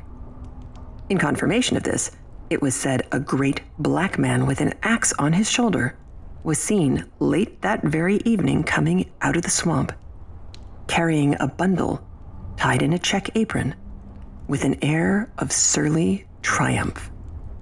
The most current and probable story, however, observes that Tom Walker grew so anxious about the fate of his wife and his property that he set out at length to seek them both at the Indian fort. During a long summer's afternoon, he searched about the gloomy place, but no wife was to be seen. He called her name repeatedly, but she was nowhere to be heard. The bittern alone responded to his voice as he flew screaming by, or the bullfrog croaked dolefully from a neighboring pond. At length, it is said, just in the brown hour of twilight, when the owls began to hoot and the bats to flit about, his attention was attracted by the clamor of carrion crows hovering about a cypress tree.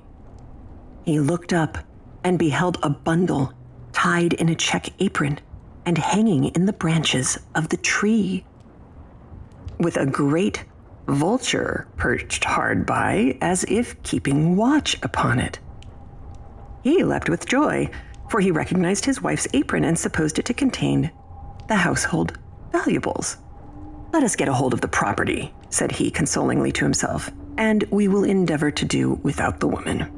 As he scrambled up the tree, the vulture spread its wide wings and sailed off screaming into the deep shadows of the forest. Tom seized the checked apron, but, woeful sight, found nothing but a heart and liver tied up in it. Such, according to this most authentic old story, was all that was to be found of Tom's wife. She had probably attempted to deal with the black man as she had been accustomed to deal with her husband, but though a female scold is generally considered a match for the devil, yet in this instance she appears to have had the worst of it.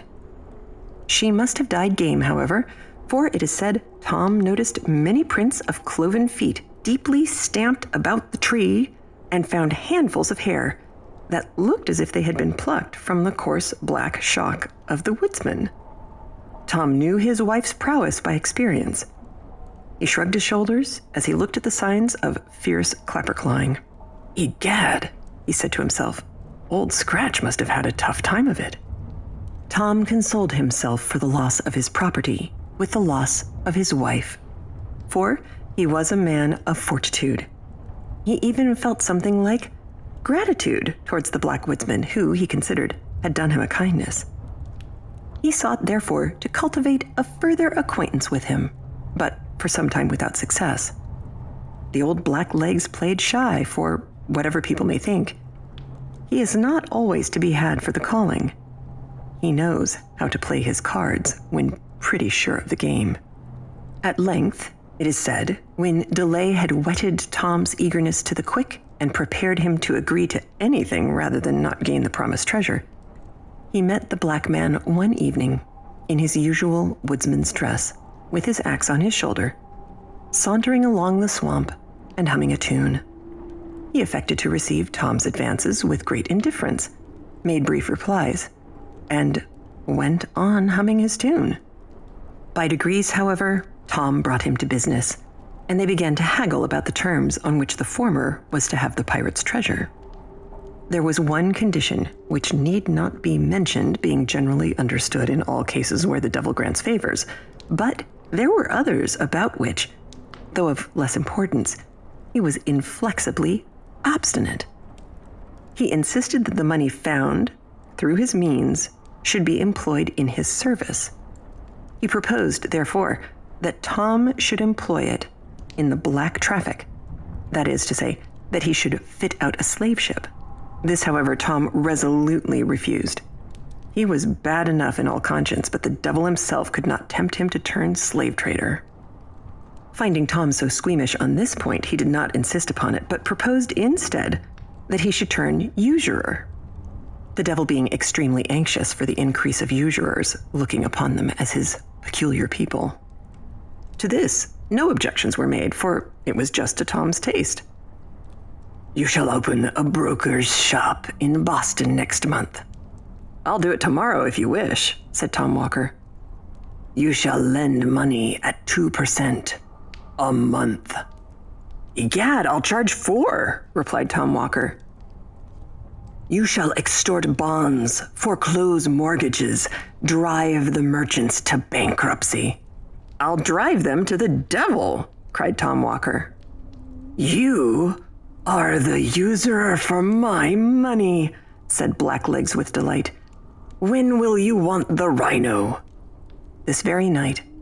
"Done," said the devil. "Done," said Tom Walker. So they shook hands and struck a bargain. A few days' time saw Tom Walker seated behind his desk in a counting house in Boston. His reputation for a ready-moneyed man who would lend money out for a good consideration soon spread abroad. Everybody remembers the time of Governor Belcher, when money was particularly scarce. It was a time of paper credit. The country had been deluged with government bills. The famous land bank had been established. There had been a rage for speculating. The people had run mad with schemes for new settlements, for building cities in the wilderness. Land jobbers went about with maps of grants and townships and Eldorados, laying nobody knew where, but which everybody was ready to purchase. In a word, the great speculating fever, which breaks out every now and then in the country, had raged to an alarming degree, and everybody was dreaming of making sudden fortunes from nothing. As usual, the fever had subsided. The dream had gone off and the imaginary fortunes with it. The patients were left in doleful plight. and the whole country resounded with the consequent cry of hard times. At this propitious time of public distress did Tom Walker set up as usurer in Boston. His door was soon thronged by customers, the needy and adventurous, the gambling speculator, the dreaming land jobber, the thriftless tradesman, the merchant with cracked credit. In short, everyone driven to raise money by desperate means and desperate sacrifices hurried to Tom Walker. Thus, Tom was the universal friend to the needy and acted like a friend in need. That is to say, he was always exacted good pay and security. In proportion to the distress of the applicant was the hardness of his terms. He accumulated bonds and mortgages, gradually squeezed his customers closer and closer, and sent them, at length, dry as a sponge, from his door. In this way he made money hand over hand, became a rich and mighty man, and exalted his cocked hat upon change. He built himself, as usual, a vast house out of ostentation, but left the greater part of it unfinished and unfurnished out of parsimony.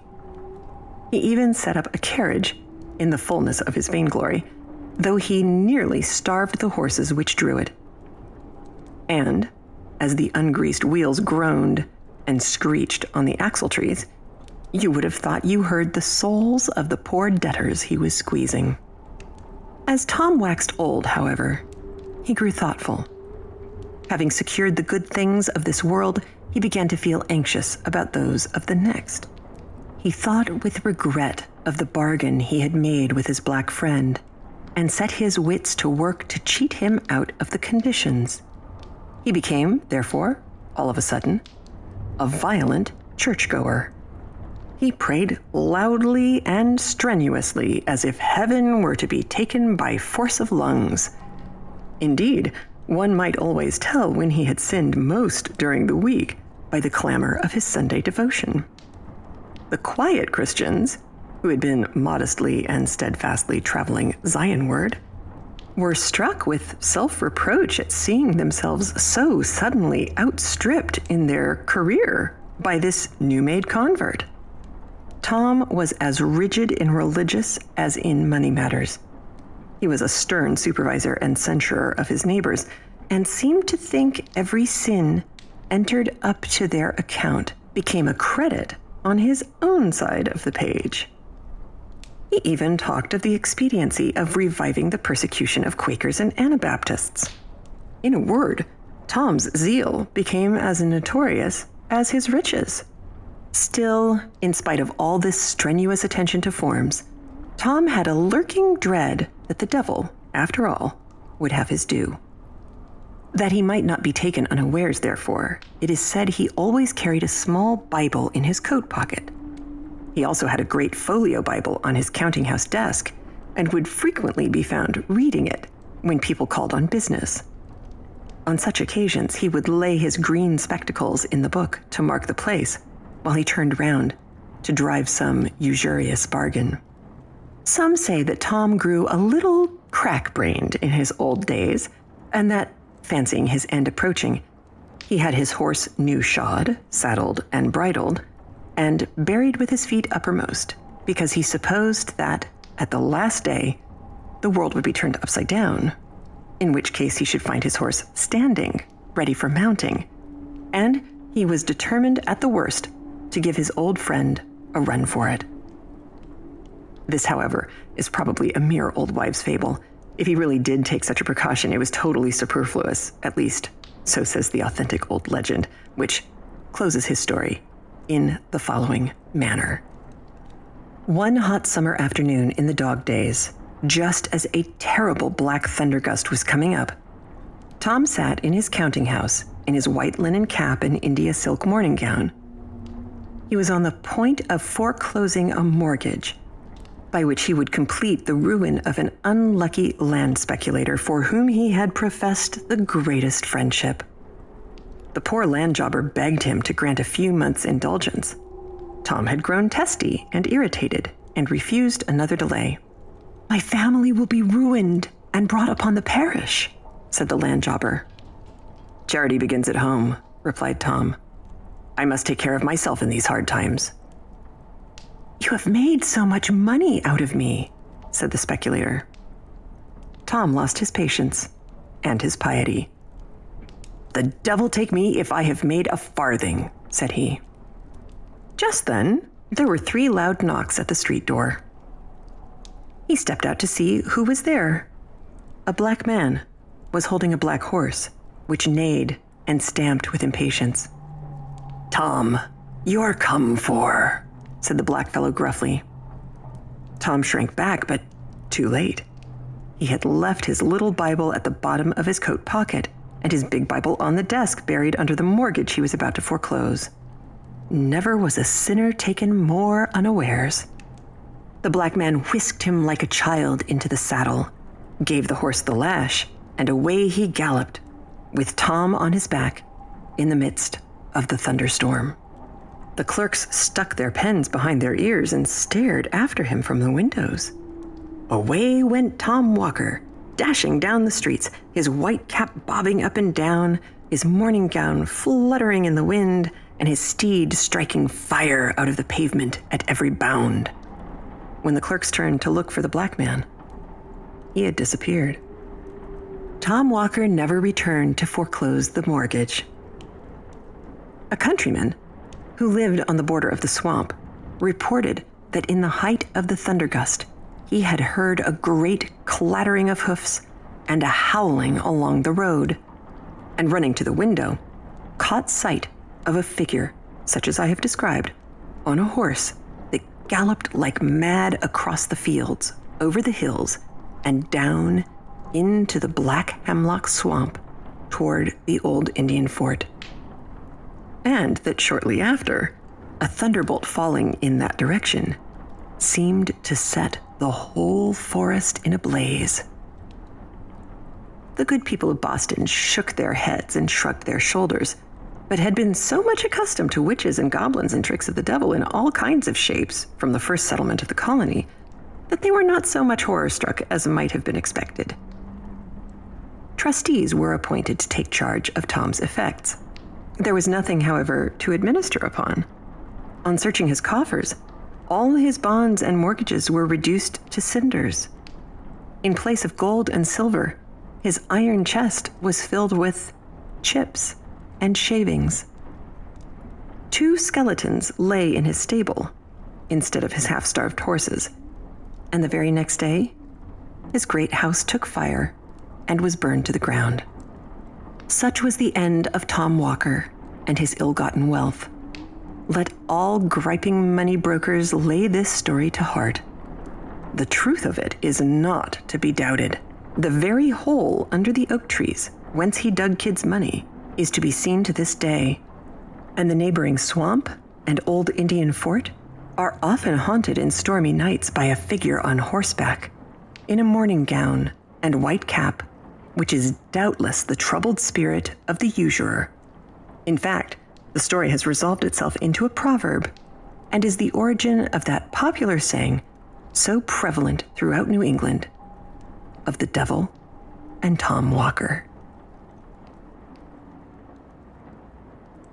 For the most wild yet most homely narrative which I am about to pen, I neither expect nor solicit belief. Mad indeed would I be to expect it, in a case where my very senses reject their own evidence. Yet mad am I not, and very surely do I not dream. But tomorrow I die, and today I would unburden my soul. My immediate purpose is to place before the world, plainly, succinctly, and without comment, a series of mere household events. In their consequences, these events have terrified, have tortured, have destroyed me, yet I will not attempt to expound them. To me, they have represented little but horror. To many, they will seem less terrible than Baroque's. Hereafter, perhaps, some intellect may be found which will reduce my phantasm to the commonplace, some intellect more calm, more logical, and far less excitable than my own, which will perceive, in the circumstances I detail with awe, nothing more than an ordinary succession of very natural causes and effects. From my infancy I was noted for the docility and humanity of my disposition. My tenderness of heart was even so conspicuous as to make me the jest of my companions. I was especially fond of animals, and was indulged by my parents with a great variety of pets. With these I spent most of my time, and never was so happy as when feeding and caressing them. This peculiarity of character grew with my growth, and in my manhood I derived from it one of my principal sources of pleasure. To those who have cherished an affection for a faithful and sagacious dog, I need hardly be at the trouble of explaining the nature or the intensity of the gratification thus derivable. There is something in the unselfish and self-sacrificing love of a brute which goes directly to the heart of him who has had frequent occasion to test the paltry friendship and gossamer fidelity of mere man. I married early, and was happy to find in my wife a disposition not uncongenial with my own. Observing my partiality for domestic pets, she lost no opportunity of procuring those of the most agreeable kind. We had birds, goldfish, a fine dog, rabbits, a small monkey, and a cat. This latter was a remarkably large and beautiful animal, entirely black and sagacious to an astonishing degree. In speaking of his intelligence, my wife, who at heart was not a little tinctured with superstition, made frequent allusion to the ancient popular notion which regarded all black cats as witches in disguise. Not that she was ever serious upon this point, and I mention the matter at all for no better reason than that it happens, just now, to be remembered. Pluto, this was the cat's name, was my favorite pet and playmate. I alone fed him, and he attended me whenever I went about the house. It was even with difficulty that I could prevent him from following me through the streets. Our friendship lasted in this manner for several years, during which my general temperament and character, through the instrumentality of the fiend intemperance, had, I blush to confess it, experienced a radical alteration for the worse.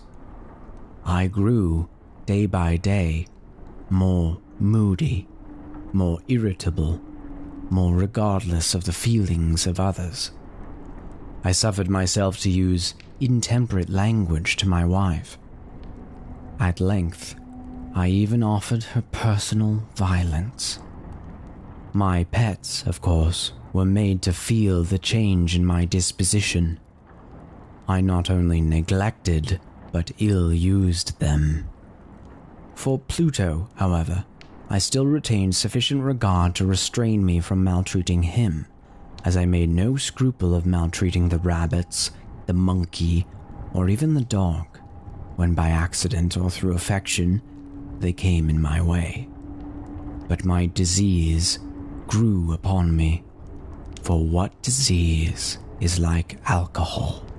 And at length, even Pluto, who was now becoming old, and consequently somewhat peevish, even Pluto began to experience the effects of my ill temper. One night, returning home, much intoxicated from one of my haunts about town, I fancied that the cat avoided my presence. I seized him, when, in his fright at my violence, he inflicted a slight wound upon my hand with his teeth. The fury of a demon instantly possessed me. I knew myself no longer. My original soul seemed, at once, to take its flight from my body, and a more than fiendish malevolence, gin-nurtured, thrilled every fibre of my frame. I took from my waistcoat pocket a penknife, opened it, grasped the poor beast by the throat, and deliberately cut one of its eyes from the socket. I blush. I burn. I shudder when I pen the damnable atrocity. When reason returned with the morning, when I had slept off the fumes of the night's debauch, I experienced a sentiment half of horror, half of remorse for the crime of which I had been guilty. But it was, at best, a feeble and equivocal feeling, and the soul remained untouched. I plunged again into excess, and soon drowned in wine all memory of the deed. In the meantime, the cat slowly recovered. The socket of the lost eye presented, it is true, a frightful appearance, but he no longer appeared to suffer any pain. He went about the house as usual, but, as might be expected, fled in extreme terror at my approach. I had so much of my old heart left as to be at first grieved by this evident dislike on the part of a creature which had once so loved me. But this feeling soon gave place to irritation, and then came, as if to my final and irrevocable overthrow, the spirit of perverseness. Of this spirit philosophy takes no account. Yet I am not more sure that my soul lives. That I am that perverseness is one of the primitive impulses of the human heart, one of the indivisible primary faculties or sentiments which give direction to the character of man. Who has not, 100 times, found himself committing a vile or a silly action for no other reason than because he knows he should not? Have we not a perpetual inclination in the teeth of our best judgment to violate that which is law merely because we understand it to be such? This spirit of perverseness, I say, came to my final overthrow. It was this unfathomable longing of the soul to vex itself, to offer violence to its own nature, to do wrong for the wrong's sake only, that urged me to continue and finally to consummate the injury I had inflicted upon the unoffending brute. One morning, in cold blood, I slipped a noose about its neck and hung it to the limb of a tree, hung it with the tears streaming from my eyes and with the bitterest remorse at my heart, hung it because I knew that it had loved me and because I felt it had given me no reason of offense, hung it because I knew that in so doing I was committing a sin, a deadly sin that would so jeopardize my immortal soul as to place it, as if such a thing were possible, even beyond the reach of the infinite mercy of the most merciful and most terrible God. On the night of the day in which this cruel deed was done, I was aroused from sleep by the cry of fire. The curtains of my bed were in flames. The whole house was blazing. It was with great difficulty that my wife, a servant, and myself made our escape from the conflagration. The destruction was complete. My entire worldly wealth was swallowed up, and I resigned myself thenceforward to despair. I am above the weakness of seeking to establish a sequence of cause and effect between the disaster and the atrocity, but I am detailing a chain of facts and wish not to leave even a possible link imperfect. On the day succeeding the fire, I visited the ruins. The walls, with one exception, had fallen in. This exception was found in a compartment wall, not very thick, which stood about the middle of the house, and against which had rested the head of my bed. The plastering had here, in great measure, resisted the action of the fire, a fact which I attributed to its having been recently spread. About this wall, a dense crowd were collected, and many persons seemed to be examining a particular portion of it with very minute and eager anticipation. The words strange, singular, and other similar expressions excited my curiosity. I approached and saw, as if graven in bas-relief upon the white surface, the figure of a gigantic cat. The impression was given with an accuracy truly marvelous. There was a rope about the animal's neck. When I first beheld this apparition, for I could scarcely regard it as less, my wonder and my terror were extreme. But at length, reflection came to my aid. The cat, I remembered, had been hung in a garden adjacent to the house. Upon hearing the alarm of fire, this garden had been immediately filled by the crowd, by someone of whom the animal must have been cut from the tree and thrown through an open window into my chamber. This had probably been done with the view of arousing me from my sleep. The falling of other walls had compressed the victim of my cruelty into the substance of the freshly spread plaster, the lime of which, with the flames and the ammonia from the carcass, had then accomplished the portraiture as I saw it.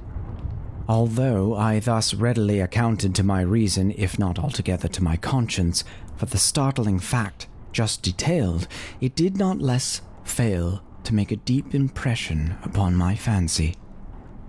For months I could not rid myself of the phantasm of the cat, and during this period there came back to my spirit a half-sentiment that seemed, but was not, remorse. I went so far as to regret the loss of the animal, and to look about me among the vile haunts which I now habitually frequented, for another pet of the same species and of somewhat similar appearance with which to supply its place.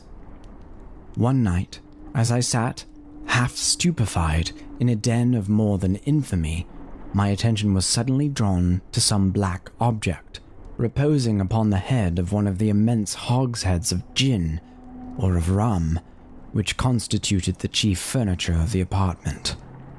I had been looking steadily at the top of this hogshead for some minutes, and what now caused me surprise was the fact that I had no sooner perceived the object thereupon.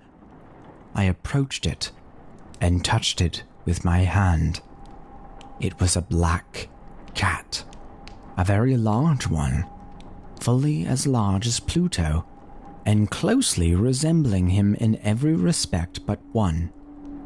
Pluto had not a white hair upon any portion of his body, but this cat had a large, although indefinite, splotch of white, covering nearly the whole region of the breast.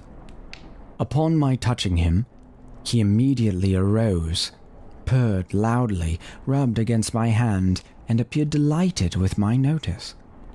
This, then, was the very creature of which I was in search. I had once offered to purchase it from the landlord, but this person made no claim to it, knew nothing of it, had never seen it before. I continued my caress, and when I prepared to go home, the animal evidenced a disposition to accompany me. I permitted it to do so, occasionally stooping and patting it as I proceeded. When it reached the house, it domesticated itself at once and became immediately a great favorite with my wife. For my own part, I soon found a dislike to it arising within me. This was just the reverse of what I had anticipated, but I know not how or why it was. Its evident fondness for myself rather disgusted and annoyed.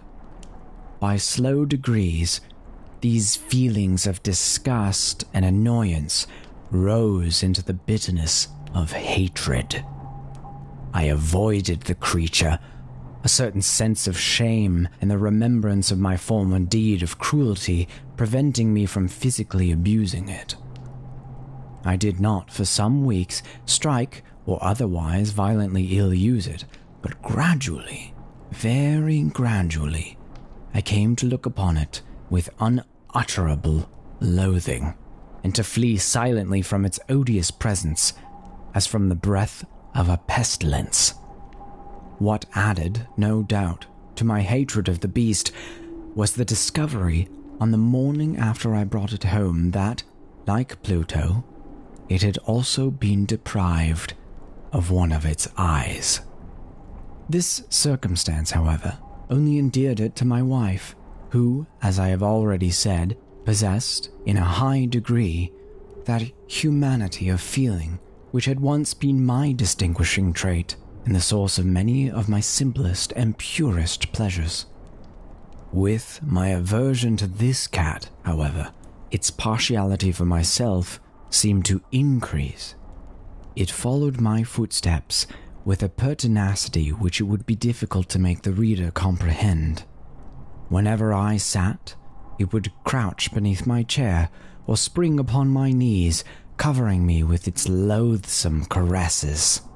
If I arose to walk, it would get between my feet and thus nearly throw me down, or, fastening its long and sharp claws in my dress, clamber in this manner to my breast.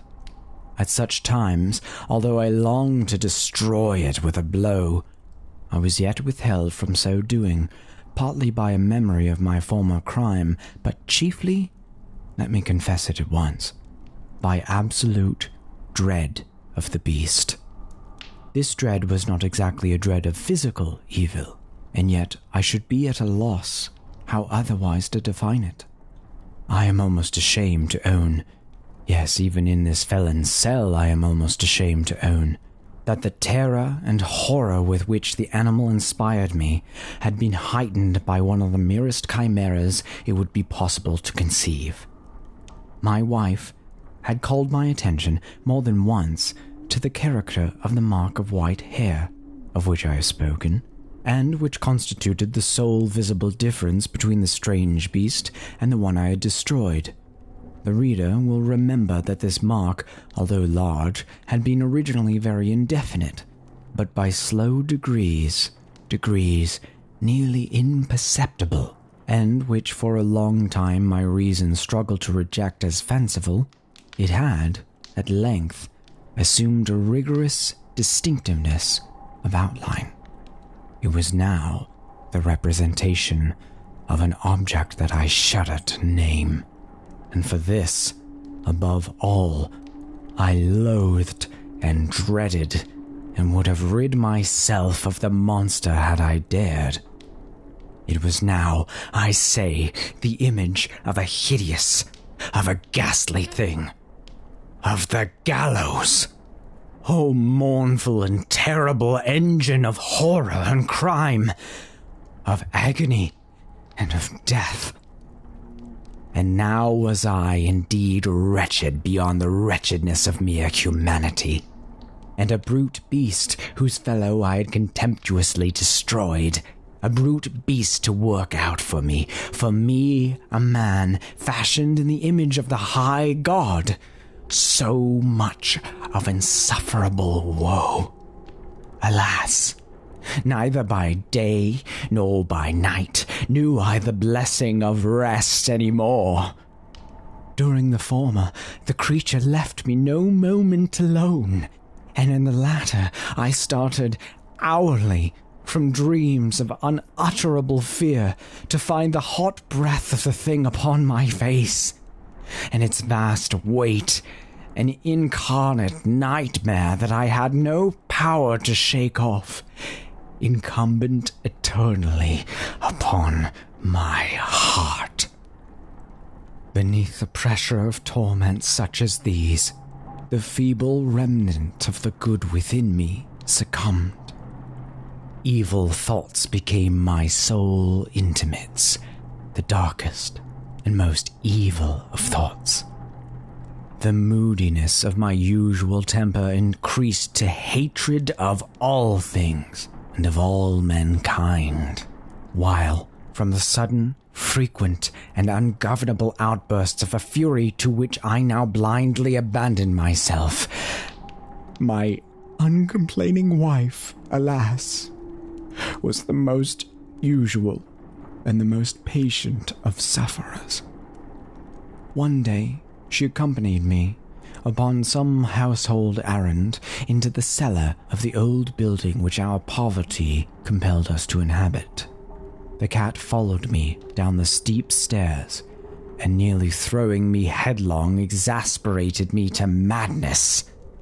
Uplifting an axe, and forgetting, in my wrath, the childish dread which had hitherto stayed my hand, I aimed a blow at the animal, which, of course, would have proved instantly fatal had it descended as I wished. But this blow was arrested by the hand of my wife. Goaded by the interference into a rage more than demoniacal, I withdrew my arm from her grasp and buried the axe in her brain.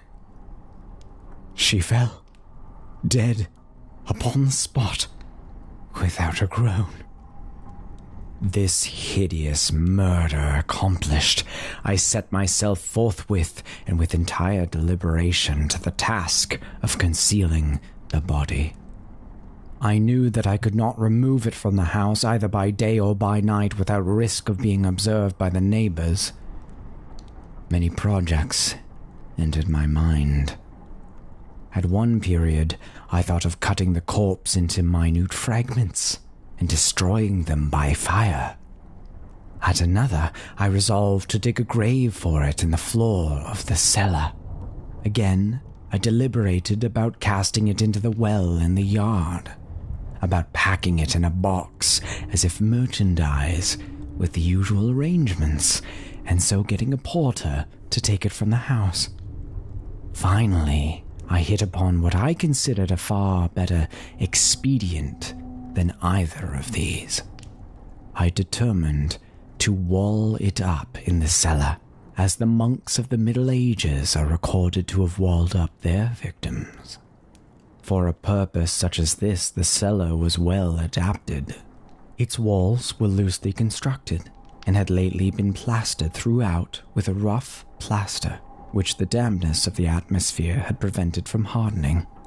Moreover, in one of the walls was a projection, caused by a false chimney or fireplace that had been filled up and made to resemble the rest of the cellar.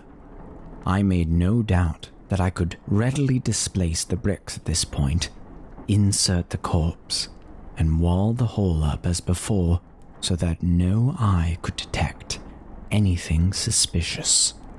And in this calculation I was not deceived. By means of a crowbar, I easily dislodged the bricks, and, having carefully deposited the body against the inner wall, I propped it in that position, while, with little trouble, I relaid the whole structure as it originally stood. Having procured mortar, sand, and hair with every possible precaution, I prepared a plaster which could not be distinguished from the old, and with this I very carefully went over the new brickwork. When I had finished, I felt satisfied that all was right.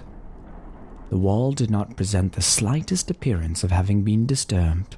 The rubbish on the floor was picked up with the minutest care. I looked around triumphantly and said to myself, "Here at last, then. My labor has not been in vain." My next step was to look for the beast which had been the cause of so much wretchedness, for I had, at length, firmly resolved to put it to death. Had I been able to meet with it at the moment, there could have been no doubt of its fate. But it appeared that the crafty animal had been alarmed at the violence of my previous anger, and forbore to present itself in my present mood. It is impossible to describe or to imagine the deep, the blissful sense of relief which the absence of the detested creature occasioned in my bosom. And thus for one night at least, since its introduction into the house, I soundly and tranquilly slept. I slept even with the burden of murder upon my soul. The second and the third day passed, and still my tormentor came not. Once again I breathed as a freeman. The monster in terror had fled the premises forever. I should behold it no more. My happiness was supreme. The guilt of my dark deed disturbed me but little. Some few inquiries had been made, but these had been readily answered. Even a search had been instituted, but of course nothing was to be discovered. I looked upon my future felicity as secured.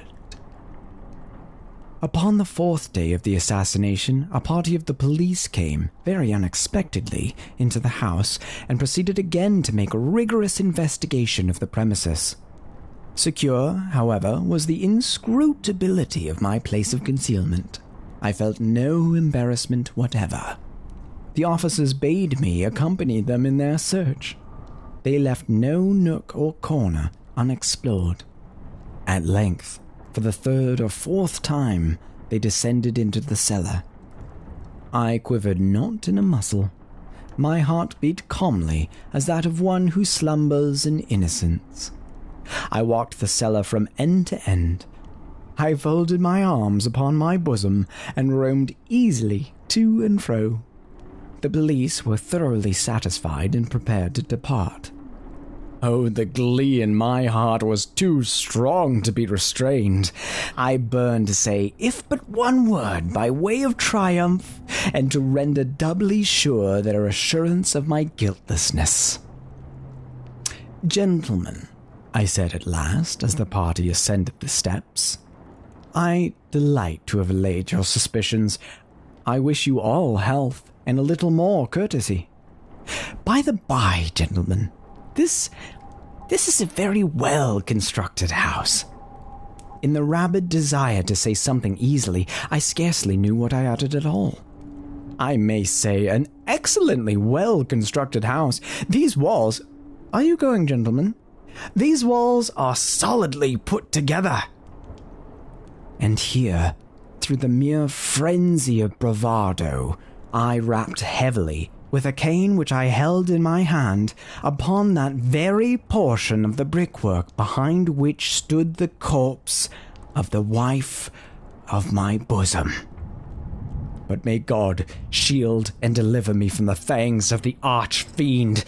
No sooner had the reverberations of my blows sunk into silence than I was answered by a voice from within the tomb, by a cry, at first muffled and broken, like the sobbing of a child, and then quickly swelling into one long, loud, and continuous scream, utterly anomalous and inhuman. A howl, a wailing shriek, half of horror and half of triumph, such as might have arisen only out of hell, conjointly from the throats of the damned in their agony and the demons that exult in the damnation.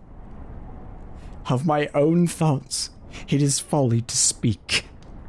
Swooning, I staggered to the opposite wall. For one instant, the party upon the stairs remained motionless, through extremity of terror and awe. In the next, a dozen stout arms were toiling at the wall. It fell bodily.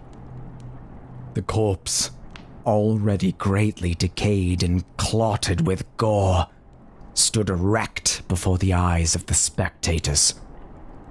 Upon its head, with red extended mouth and solitary eye of fire, sat the hideous beast whose craft had seduced me into murder and whose informing voice had consigned me to the hangman.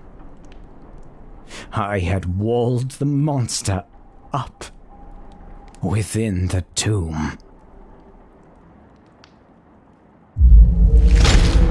Chilling tales for dark nights.